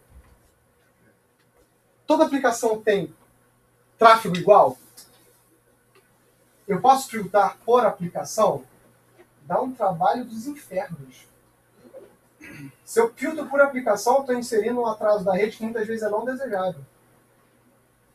E se eu falo que eu estou num ambiente, que o meu ambiente de processamento ele é restrito, que é o nosso sensor, mas ao mesmo tempo eu quero que eu não tenha só uma aplicação de incêndio, eu quero ter várias aplicações concorrendo pelo mesmo recurso, simplesmente dizer o seguinte, não, para cada aplicação eu tenho um caso de anomalia, não tem regra que dê. O nome disso, a gente vai conversar mais para frente, é o que a gente chama de redes de sensores compartilhados, que vão dar origem às redes de sensores virtuais e Software Defined Sensor Networks, que é um nome muito Zé Ruela para compartilhar recursos dentro de um mesmo sensor. Mas algoritmos de escalonamento são muito, muito, muito bem-vindos. Tem um pouco a ver com a tese de doutorado do mestrado do Cristóvão.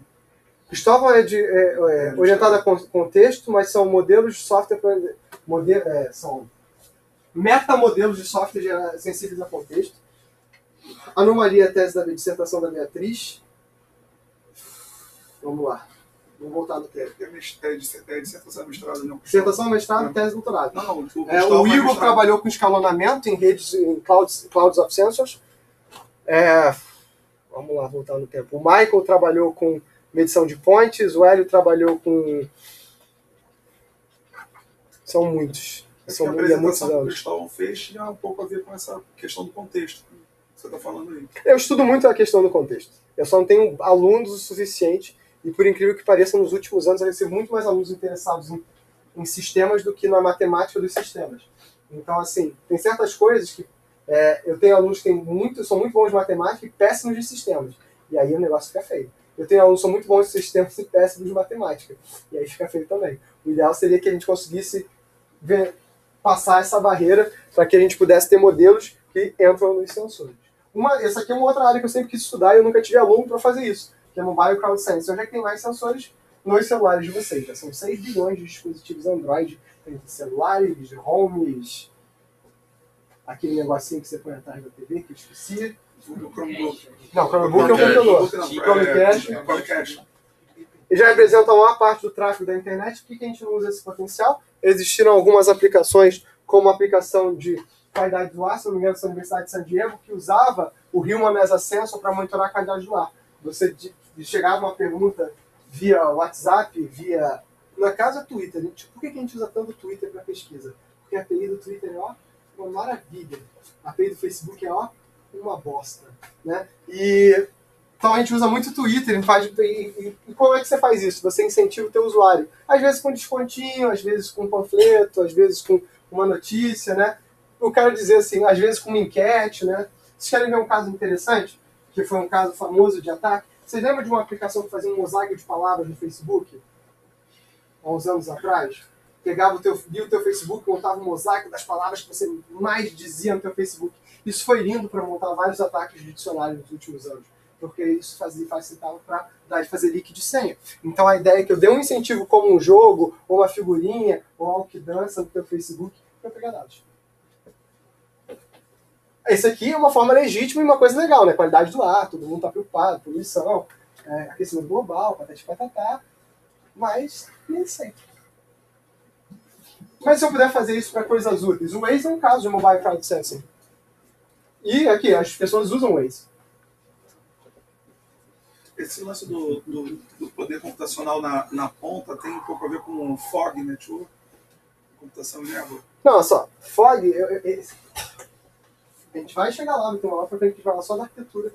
Vamos lá. Nuvem. Tá fora da rede. É o servidor de outra galera. O que você faz? Dentro da nuvem, você organiza a nuvem direitinho para você ser extremamente eficiente. Né? Existem 3 tipos de sistemas distribuídos. Pervasivos, comunicação e performance. Pervasivos são os sensores propriamente ditos. É um exemplo muito caro. É comunicação em qualquer lugar, de qualquer forma. Né? De performance, HPC, clusters, sistemas homogêneos que várias partes separadas funcionam como uma única parte. Isso é muito normal, por exemplo, na astronomia, onde a gente tem necessidade de cálculo, e aí você tem que usar o mesmo processador, com a mesma interface, blá, blá, blá, para agir como se fosse uma única coisa, e de comunicação, que é o caso da internet. É um sistema distribuído onde você troca dados. Sistema distribuído, Tannenbaum, capítulo 2. Quando você chega em nível de Fog, Edge e Cloud, você está falando da arquitetura da IoT. Hoje a IoT é muito mais que os sensores. Então, o que você chama de Fog? É tudo que não é nuvem. Então, é o Edge, e Edge é um conceito que vem de rede de computadores, capítulo do Croce, né? Que é a borda da rede. O que é a borda da sua rede? Pode ser um modem da tua casa, como pode ser um computador. Em geral, em sistemas de IoT, é um dispositivo computacional de maior poder, híbrido em relação ao teu sensor. Então, pega o caso, por exemplo, alguém que conhece o projeto Minerva Bots? Minerva Bots é um projeto muito legal. Eu orientei um projeto final de curso do Minerva Bots, que era um robozinho que andava, né, fazendo um circuito enquadrado, né, que foi de 2 minutos, são até do PES, que é o Rafael Catapodes e o Vinícius Garcia, né, porque o nome do Rafael é mais difícil de falar, né, o do Vinícius é mais fácil. Né, e aí, o projeto deles é maravilhoso, os 2 meninos são brilhantes, mas eles eram um sistema que era que poderia ser considerado um sistema de foto se eu tivesse um swarm de robôs. Né? Swarm é uma coisa que eu trabalho também, que é bem legal. Mas, assim, os sensores deles coletavam, tiravam medidas, trabalhavam com alguns algoritmos de fusão de dados como filtros, jogavam para um celular, que era o celular do Vinícius, estava colado em cima do robô, né, que rodava um TensorFlow Lite, processando dados de imagem e dados dos sensores, fazendo uma AMU, né, ou seja, um grande sensor de localização em função dos dados. Então, nessa arquitetura, o que é o FOG? É o celular com os sensores. Mas aí você vai chamar sensores de quê? De sensores. E esse lá você fala de Edge. Então, computação no Edge é computação nesse dispositivo que foi alimentado pelos sensores. E os sensores em si você chama de In-Network Processing. processamento dentro da rede. E aí você tem algumas coisas muito legais de fazer em Network Processing. Então tem casos diferentes onde você vai desejar fazer essa simulação. Smart Parking, Smart Roads, né? Isso aqui é muito brega, mas eu acho legal, que é você poder decidir rotas em tempo real através de sensores, para otimizar carbono, reduzir a otimização do trânsito, reduzir a emissão de carbono, né? Isso é muito útil praticamente para entregas, né? Para você não perder. Estacionamento inteligente, estacionamento vertical, que eu acho... Essa coisa ridícula. Né? Que coisa nojenta. Tipo assim, não dá pra levar isso aqui a sério, né? Você não vai entrar ali na rua e botar teu carro num negócio desse. A gente não consegue fazer nem estacionamento do CT, né? Que o cara cruza, para o carro na frente um do outro. Então, então assim, existe, tá? Se vocês procurarem uma boa solução para isso, isso vale muito dinheiro. Porque não tem nada mais importante no Rio de Janeiro que estacionamento. No centro, então, vocês ficam milionários rápido. E Smart Farms, né, que a gente vai dividir em Smart Farms e Vertical Farms, que eu vou falar mais para frente. As fazendas inteligentes trabalham a otimização das plantações, reduzir o desperdício de água no agronegócio, que é 60% de toda a água potável, e evitar o desperdício de alimentos, hoje na casa dos 40%. Por que eu gosto muito desse tema? A gente chegou na primeira fase da história da humanidade que com 80% de toda a produção de alimentos que a gente produz, a gente alimentaria todos os 7 bilhões de seres humanos. Ou seja, hoje a nossa produção chega a quase 10 bilhões de pessoas. Se a gente pegasse tudo e magicamente 100%, 10 bilhões de pessoas estariam alimentadas. Aqui a gente pega isso aqui e joga 40% no lixo. Onde é que a gente joga esses 40% no lixo? Transporte. Eu não estou dizendo assim, jogar no lixo, você raspou uma batata e jogou a casca no lixo. Isso não é desperdício de alimentos, tá bom? Isso não é desperdício de alimentos. Não é disso que a gente está falando. Né? Ah, não, mas eu vi na Maria Braga, minha avó falou que você pegar casca de batata e cenoura faz vitamina, e eu estou jogando esse alimento fora, muito saudável. Não, não é isso. Estou falando assim, de que a batata está podre, o preço do tomate está baixo, vou jogar tomate fora para aumentar o preço do tomate, é disso que eu estou falando. Tá? Ou então, por exemplo, dentro da cadeia do leite, que aqui já ouviu falar do hackathon. O hackathon é o hackathon da Embrapa sobre a indústria leiteira. A UFRJ começou a participar no ano passado, quer participar esse ano de novo. A gente mandou uma equipe muito legal, muito bacana, né? E o leite tem algumas características muito interessantes. Se o leite fica uma temperatura um pouquinho, tipo, o leite tem que estar a 7 graus. Se ele fica até 9, ele vira iogurte. Quer dizer, ele é usado para fazer iogurte, ele não vira iogurte, tá, gente? Ele é usado para fazer iogurte, ou seja, o leite de melhor qualidade é usado para fazer iogurte. Passou de 9 graus, é jogado no lixo. E não é pouco leite. Se uma das vacas de um carro, uma vaca produz em média, uma vaca brasileira, em média, 6 litros de leite por dia. Uma vaca holandesa faz 25. Se uma dessas vacas tem uma doença chamada mastite, que é a inflamação na teta da vaca, e você tira o leite de uma vaca e botou lá no tambor, você joga fora o caminhão inteiro. É disso que eu estou falando. Então, esse desperdício chega até 40% de toda a produção de alimentícia do planeta. Então, e tem algumas coisas muito interessantes. Eu cheguei numa fazenda lá, eu orientei uma tese na Colômbia, que ganhou o prêmio de melhor tese da Colômbia, uma dissertação de mestrado, que a gente trabalhou com uma fazenda e foi muito legal. Só que a minha aluna Maria Alejandra era desse tamanho, né? E ela, tipo assim, toda... No Facebook é um leão, na vida real é um gatinho, sabe? Tipo um gato de botas, né? Que olha pra você, tipo... Você fica, que pena, que garota bonitinha. Fala, coisa feia. E aí ela chegou lá na fazenda, aquele jeitinho assim. Aí o fazendeiro, acho assim, a gente foi fazer uma planta chamada palma de aceite, né? Que é num viscar lá na Colômbia. E o cara falou assim, é uma planta que tem como característica a inundação. Você tem que inundar o campo para que ela floresça. Aí ela virou, mas senhor... Isso foi muito engraçado, porque eu orientei ela praticamente todo remoto. E ela tirava as fotos, mandava, a gente discutia via Skype. Como é que você sabe que a água está suficiente? Porque é uma planta de bosta. Se você põe muita água, ela morre. Se você põe pouca água, ela morre. Como é que você sabe que tem muita água? Ele vira, conta aqui. Como é que você programa isso? Ou então a pergunta que é mais interessante sobre as fazendas e muitas aplicações de IoT, como é que você sabe que você acertou? Como é que você sabe que o alface é um bom alface? Ah, esse é um alface otimizado. Ah, essa cenoura aqui Como é que você toma essa decisão? O que é estar certo e está errado? É muito fácil, né? Você aprende if, then else, if true, if false, goals. E aqui? Como é que você mistura isso? Como é que é modelar esse sistema? Qual é o problema que você tem associado? Então, por exemplo, né, isso aqui você vai embutir toda a rede com sensores. As fazendas muitas vezes são muito grandes, então a sua fazenda é hierárquica. A gente trabalhou nesse caso em 3 níveis de arquitetura. Há um nível de lote, há um nível de fazenda e um nível de soma de fazendas. Onde a gente misturava dados da fazenda com dados meteorológicos para fazer predição em função do tempo. A gente tinha uma crença, aí usou métodos de crença, né? Não estou falando de Deep Belief Networks, né?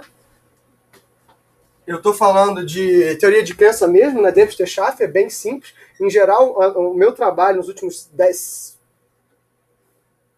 Isso é em 2010, né? 2020. Então faz 10 anos que eu trabalho com isso, né? Então, nos últimos 10 anos eu descobri que os métodos probabilísticos, ou seja, modelagem estatística funciona melhor para sensores de baixo poder computacional do que, por exemplo, técnicas de aprendizado de máquina tradicionais, que precisam de muita memória e muito processamento. Em geral, a aprendizado de máquina tem resultados melhores, mas as técnicas probabilísticas são mais rápidas.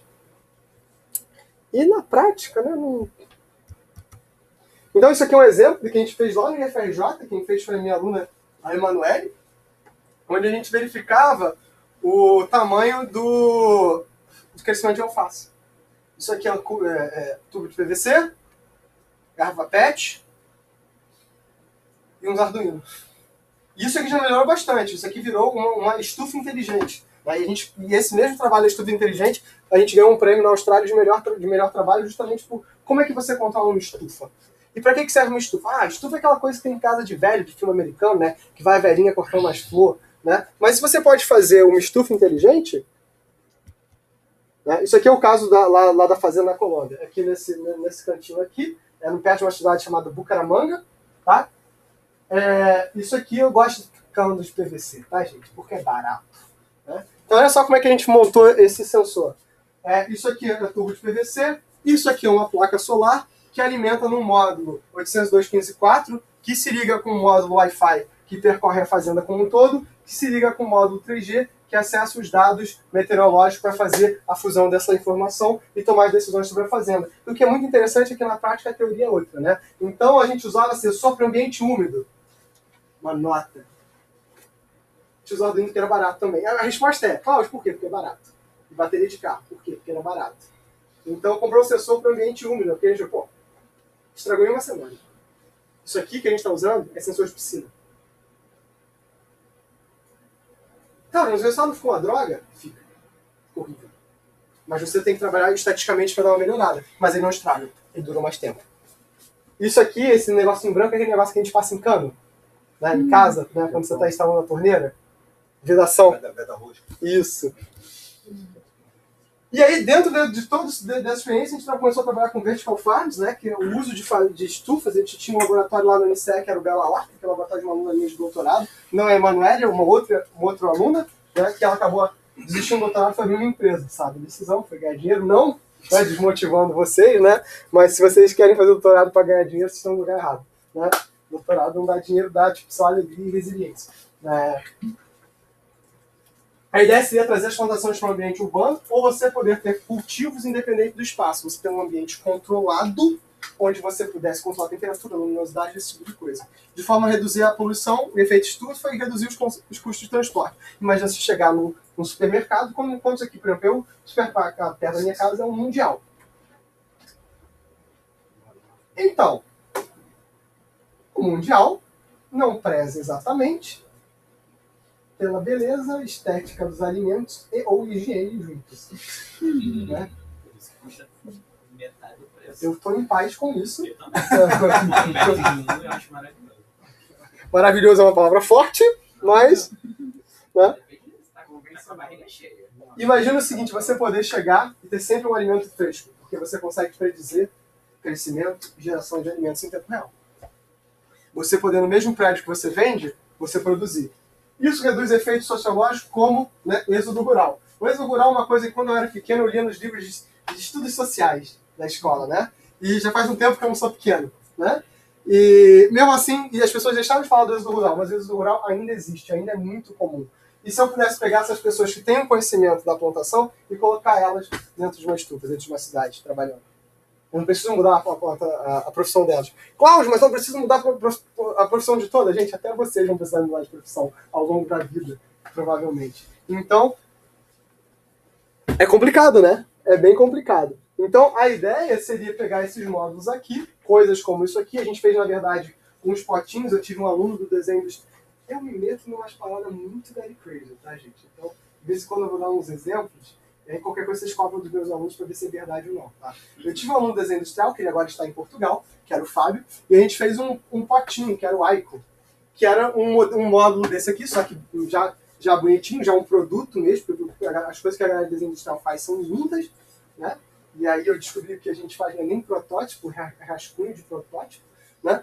Que o Aiko era um potinho para você em casa plantar umas batatinhas, plantar uns alfacinhos, e ele regava e colhia para você. E nesse pesquisa eu descobri que tem vários desses para sua casa.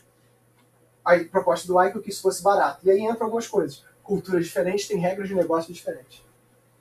Plantar uma batata é diferente de plantar uma cenoura, que é diferente de plantar salvia, que é diferente de plantar qualquer coisa. Né?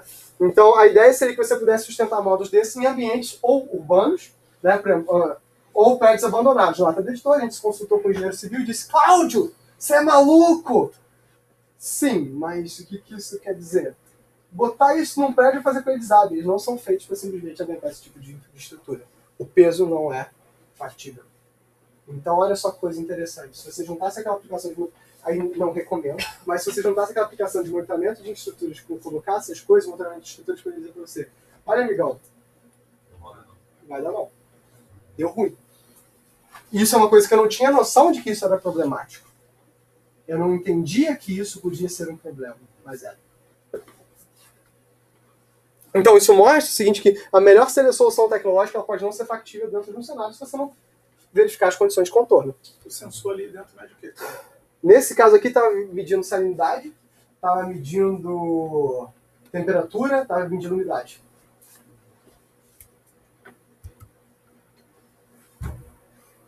Aí só os tomatinhos. Aí eu descobri recentemente que o tomate para cima queria dizer o alface para cima queria dizer uma coisa, o alface para os lados queria dizer outra, isso é um sinal de saúde. E aí tem um amigo: não, vamos fazer com visão computacional. Aí já começa a ficar caro, né? Essa brincadeira. E aí a gente conheceu um outro projeto da IBM, que era um projeto muito legal, que era um computador de papel para esse tipo de coisa. Que é irado. Não posso falar muito mais sobre isso, mas é muito maneiro. É um projeto desse que custa um computador que custa menos de $1. Tá aumentando. Né? Vai ficar caro daqui a pouco. Mas é maneiríssimo. E aí entra o que a gente chama de Internet of Hands or Things. Né? Você tem todas essas coisas estão todas na internet. Para vocês terem noção sobre isso, a NASA, há 1 ano e meio atrás, eu acho, ela foi invadida por um Raspberry Pi que um estagiário colocou né, na rede para brincar. Será que foi um estagiário? Não importa. Um hospital de São Paulo, há 1 ano atrás, foi invadido por uma cafeteira logada na rede. O maior ataque de negação de serviço da história foi feito por um modelo de câmera IP desatualizado. Foi bizarro. Quase 1 terabyte de tráfego por segundo gerado. Sabe o que a gente fez? Desviou a rota e fingiu que nada aconteceu, que não tinha o que fazer. Então, isso é o cenário que você está. Cenário em que essas empresas vêm e vão, a gente gosta, enche a boca para falar do empreendedor, das startups, patati, patatá, mas quem é que dá manutenção desse serviço? Quem é que dá manutenção desse software? E o software embarcado é software tradicional? Dá para você sair dando manutenção? Ou, por exemplo, vocês pegam o caso do Arduino. O Arduino tem 2 interfaces. Uma interface para você escrever o programa e uma interface para você sobrescrever o bootloader. Alguém já sobrescreveu o bootloader do Arduino? Vocês sabiam que tem uma interface de bootloader? Então essa interface de bootloader é muito legal. Você pode sobrescrever essa interface. Ela não é trivial de usar, você precisa de um outro adaptador, que não é USB. E aí? Se o Arduino, que é um negócio que é feito para ser, tipo assim, Lego da eletrônica, já não é trivial, tu acha que o cara que fez um produto, que fez uma câmera, ele tem uma portinha lá para você plugar e rebootar o negócio? Ou então a memória, um determinado software que é embarcado, que é específico, e teoricamente ele não tem um espaço de escrita, como é que você atualiza? Quem aqui já atualizou BIOS? É bom, né? É bacana. É divertido, né? Limpou é pronto. Tem que botar no sol. Mas estou denunciando idade de novo. Né? Então essas coisas não são triviais, e não são nem triviais porque as pessoas não sabem fazer. As pessoas sabem fazer, mas a natureza dos negócios em que o AT está envolvido é muito difícil. E eu pego por um caso muito mais simples aqui. Quantos celulares vocês atualizaram para a última versão do Android? Quem está no Android 10 já? Eu já vi isso 10, Tá, e aí fica mais fácil. Mas quem aqui tem um Android, por exemplo, um celular antigo que nunca atualizou? Ficou tipo no Android 4 para sempre. Ou foi pro Android 5. Já, tô falando velho, né, gente? Ficou no Android 5 para sempre. Tá no Android 7 até hoje. Ou então a Samsung que assim, tem a dificuldade de atualizar a interface dela. Agora tá no 8 pedindo para atualizar pro 9. Não, tô falando assim, às vezes é uma atualização de segurança, às vezes é uma atualização de sistema operacional. A Samsung é meia lerda pra atualizar. Gente, o Android, que é o sistema operacional mais utilizado do mundo, a adoção do Android já é difícil. Não precisa nem no Android, vamos antes. Quem é que usa o Windows? Todo mundo uma vírgula. Eu não. Todo mundo uma vírgula. Eu não. Todo mundo uma vírgula. Justo, eu poderia- Quem aqui assim, foi tranquilo fazer a transição, sabe, do Windows XP pro 7, do 7 pro 8, do 8 pro 10, ou foi do 7 direto pro 10? Isso é complicado, né? Mesmo com Windows a gente está entendendo. Eu tinha um software de um negócio de IoT, que era um iMote 2 da Intel. O iMote 2 ele só funcionava no Windows XP SP2. Eu tinha esse problema também. Meu computador tá com versão antiga, porque eu fico com um monte de coisa na parar de funcionar. E aí, tipo assim, o sensor foi caríssimo, e aí eu só podia usar no Windows XP SP2. Se você botasse no Linux, não funcionava. Se você botasse no SP3, não funcionava. Se você botasse no SP1, também não funcionava. Só no SP2. Aí você mandava um e-mail pro fabricante e falou, Mensch. Né? Era Mensch? Já era Mensch? Não sei. É porque era uma empresa que mudou de nome pra Mensch, que aí eu não sei qual era o nome antigo mais. Enfim, tanto faz. E aí? Foi caro, né? A mulher foi caro. Então, pode continuar. Ou um caso assim, o melhor sensor que eu usei em termos de usar o sensor foi um sensor que era da Sun, que a Oracle deu continuidade, que era o Sunspot, que era um sensor que rodava Java dentro dele. Era um sensor muito bonitinho, preto. Tinha acelerômetro, luminosidade, temperatura, tudo embutido. Era um negócio assim, você pegava um micro USB, carregava, você programava em Java, gente. Você já programar, a gente vai ver na próxima aula, eu falar sobre o Node-RED, para a gente já começar a falar sobre alguns paradigmas de linguagens de programação para IoT. A gente vai falar sobre programação orientada a eventos, sobre programação orientada a fluxo. A gente vai falar sobre alguns projetos, já marcar o primeiro trabalho. Né? Tipo, cara, vocês vão ver que se você não faz assim, vamos pegar o Arduino, que é linguagem tipo cuticute, né? O Patati Patatá que fez, assim, quando você pega, é C, meu irmão. É com ponteiro. Não é pra ser bonito, não é pra ser legal. Se você brincou um pouquinho mais, acabou a memória. E tem um sistema operacional, tem uma série de sistemas operacionais, a gente vai ter uma aula sobre sistemas operacionais, que eu falo do IoT, do Contic, do ArmEmbed, dos outros sistemas operacionais para IoT, uma parte deles tem que ser puro Contic. Programar em Contic é muito desagradável. É aquele seance, né? C lance. Seria um programar em TinyOS. TinyOS era nem C, é um subdialeto do C. Orientado a eventos. Não lembra nada, você não nem brincou direito. E que assim, e aí você chega lá com Sunspot, você programava em Java. Não é Java, J2ME. Mas, gente, herança, né? Pô. Quando você descrevia a classe, eu até chorava. E tinha 1 mega de memória. Né? Tipo, 1 mega, tipo, infinito. Né? E aí a Sun descontinuou. Mais do que descontinuou, ela apagou o instalador do Sunspot. Então, durante muito tempo, eu tinha uma máquina virtual que eu extraía a imagem do meu computador porque era o único lugar onde eu ainda tinha um instalador do Sunspot funcionando. Porque um pedaço da instalação era na web. Era um JNLP. Não sei se vocês lembram o que era isso. Que era fazer um script que baixava os servidores da Sun. Que não trazia como CD. E acabou. E a Oracle disse, não é meu, era da Sun, a Sun foi comprada, não existe mais, reclama com a Sun. Adoro a Oracle. E depois teve o Multirunner. O Multirunner foi uma iniciativa da IBM, lá em Zurique, com a Liberium, que era você podia programar para sensores usando C# e Java. Também era lindo, maravilhoso, foi um simulador para sensores feito em HTML5, um dos primeiros do mundo. Assim, iradésimo, e aí... A IBM descontinuou. Você podia baixar para o Ubuntu, né? Tipo, a apt-get instala Multirunner e instalava o ambiente todo. Era tipo assim, caraca, Megazord, né? Tipo, não tem uma instalação que você chora lágrimas de sangue do ambiente. E hoje em dia não, hoje em dia já está melhorando, só que tudo é com Docker, né? Docker é a mentira que a gente conta para ficar mais feliz. Mas os ambientes são todos em Docker. Então assim, se é difícil, pior fica, e os modelos de negócio não são dessa forma, são descontinuados, as empresas mudam e vocês vão ter que lidar com isso. E se esse negócio está lá, então, por exemplo, eu costumo brincar que no caso das Forças Armadas é muito pior. Porque se o comandante disser que ele quer aquele negócio funcionando, ele quer aquele negócio funcionando. Acabou, gente. E você vai ter que dar o teu jeito. E aí, como é que você lida a segurança nesse cenário aqui?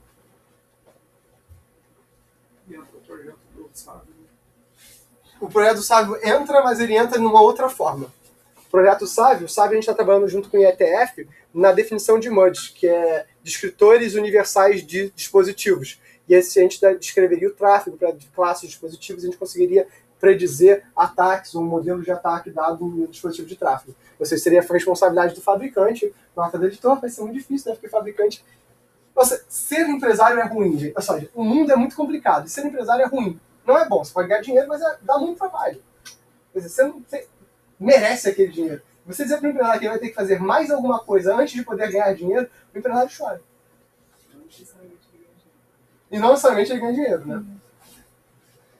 O mundo está muito mais complicado do que quando era novo, né? Então esse aqui é o caso, né, da Osram, uma daquelas lâmpadas inteligentes, você bate a mãozinha, liga e bate a mãozinha de outra forma, fica roxo, aperta o aplicativo celular, fica verde. E, assim, eu acho muito legal, mas eu não estou disposto a pagar $50 numa lâmpada, né? É difícil. Mas a lâmpada sincronizava com o Google Home, e aí você podia ter todo o ambiente da tua casa e por um app, só que o app não era criptografado. Olha que bacana. E aí você podia pegar os dados da casa. Muito legal, foi muito bacana, não funcionou. Esse é o caso, o maior ataque de DDoS, Distributed Denial of Service, na história feito um modelo de câmera IP. Aqui está falando em 620 GB na matéria, mas na prática passou de 1 TB no pico. As pessoas simplesmente desligavam roteadores na força. Eu não estou falando de desligar o roteador 16 portas. Estou pegando um armário de roteamento e puxar da tomada. É do tipo, desliga e espera passar. E deixa o BGP se reorganizar. Isso é muito sério. É a Embratel olhar pro lado e falar, tipo, desculpa o termo, tipo, fudeu, deu ruim. É tipo a bolsa que o nego desligou, foi isso que aconteceu. Gente, isso foi circuit break.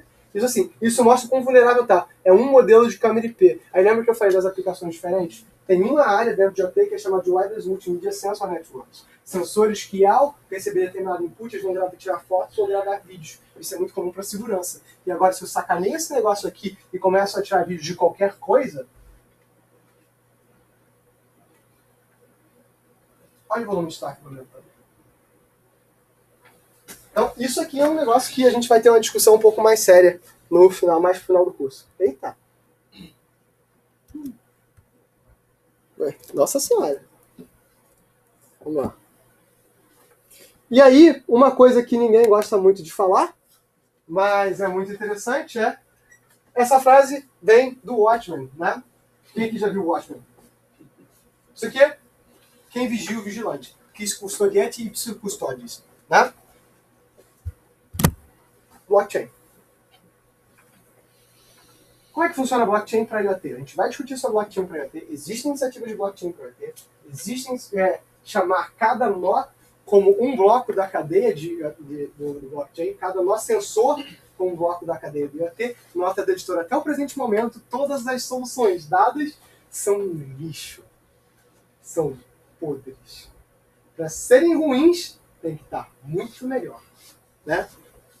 Não funciona até o momento, mas essa é uma necessidade de você poder identificar os passos que os sensores deram como atividade na sua cadeia.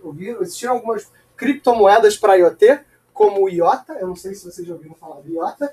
O IOTA partia do pressuposto, exatamente como blockchain, que era uma blockchain de Proof of Work. Ou seja, você pega um ambiente que você tem uma bateria limitada e processamento reduzido e diz que para ele adicionar uma informação ele tem que processar.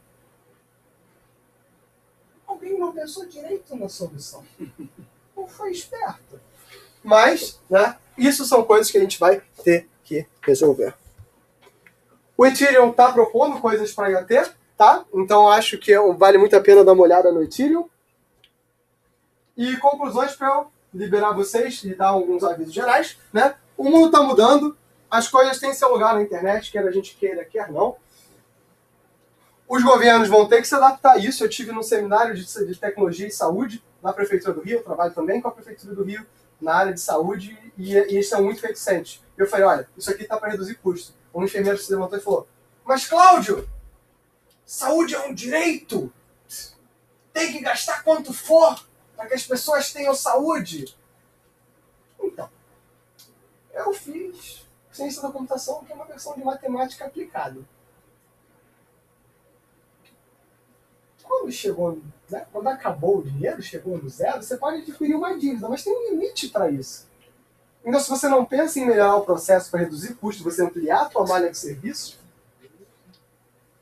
isso não existe. Tá? Então, o que eu vou querer de vocês hoje? Né? Eu vou pedir para vocês passarem uma lista com os e-mails de vocês. Vou pedir e-mails do Gmail nesse primeiro momento, porque eu vou criar um Classroom, né, com os nomes de vocês todos, tá? Com os e-mails de vocês todos, onde eu vou passar as atividades, vou poder mandar para vocês tipo, notícias, caso alguma coisa aconteça. Mas a priori e as atividades. A primeira atividade que eu preciso para a semana que vem é que quem precisar, faça uma revisão dos capítulos 1 a 5 do Kurose. Eu quero um texto de uma página sobre um cisne negro em tecnologia.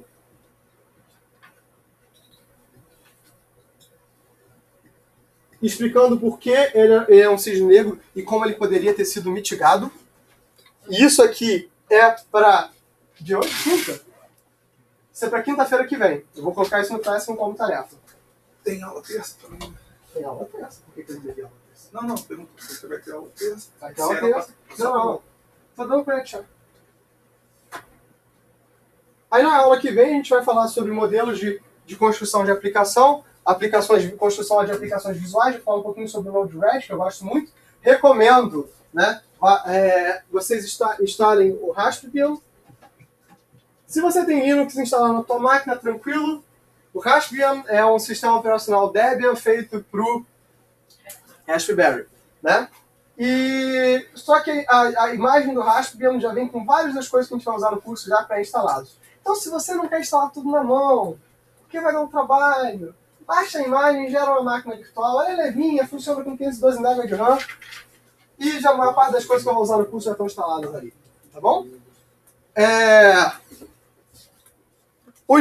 As aulas, como vocês podem ver, elas estão sendo gravadas. Elas ficam no meu canal do YouTube, Cláudio Miceli. Ou seja, se você chegou atrasado, se você faltou, se você teve diarreia, se você veio hoje e está assistindo o curso, mas o Cláudio bate com a matéria do meu orientador, não tem problema.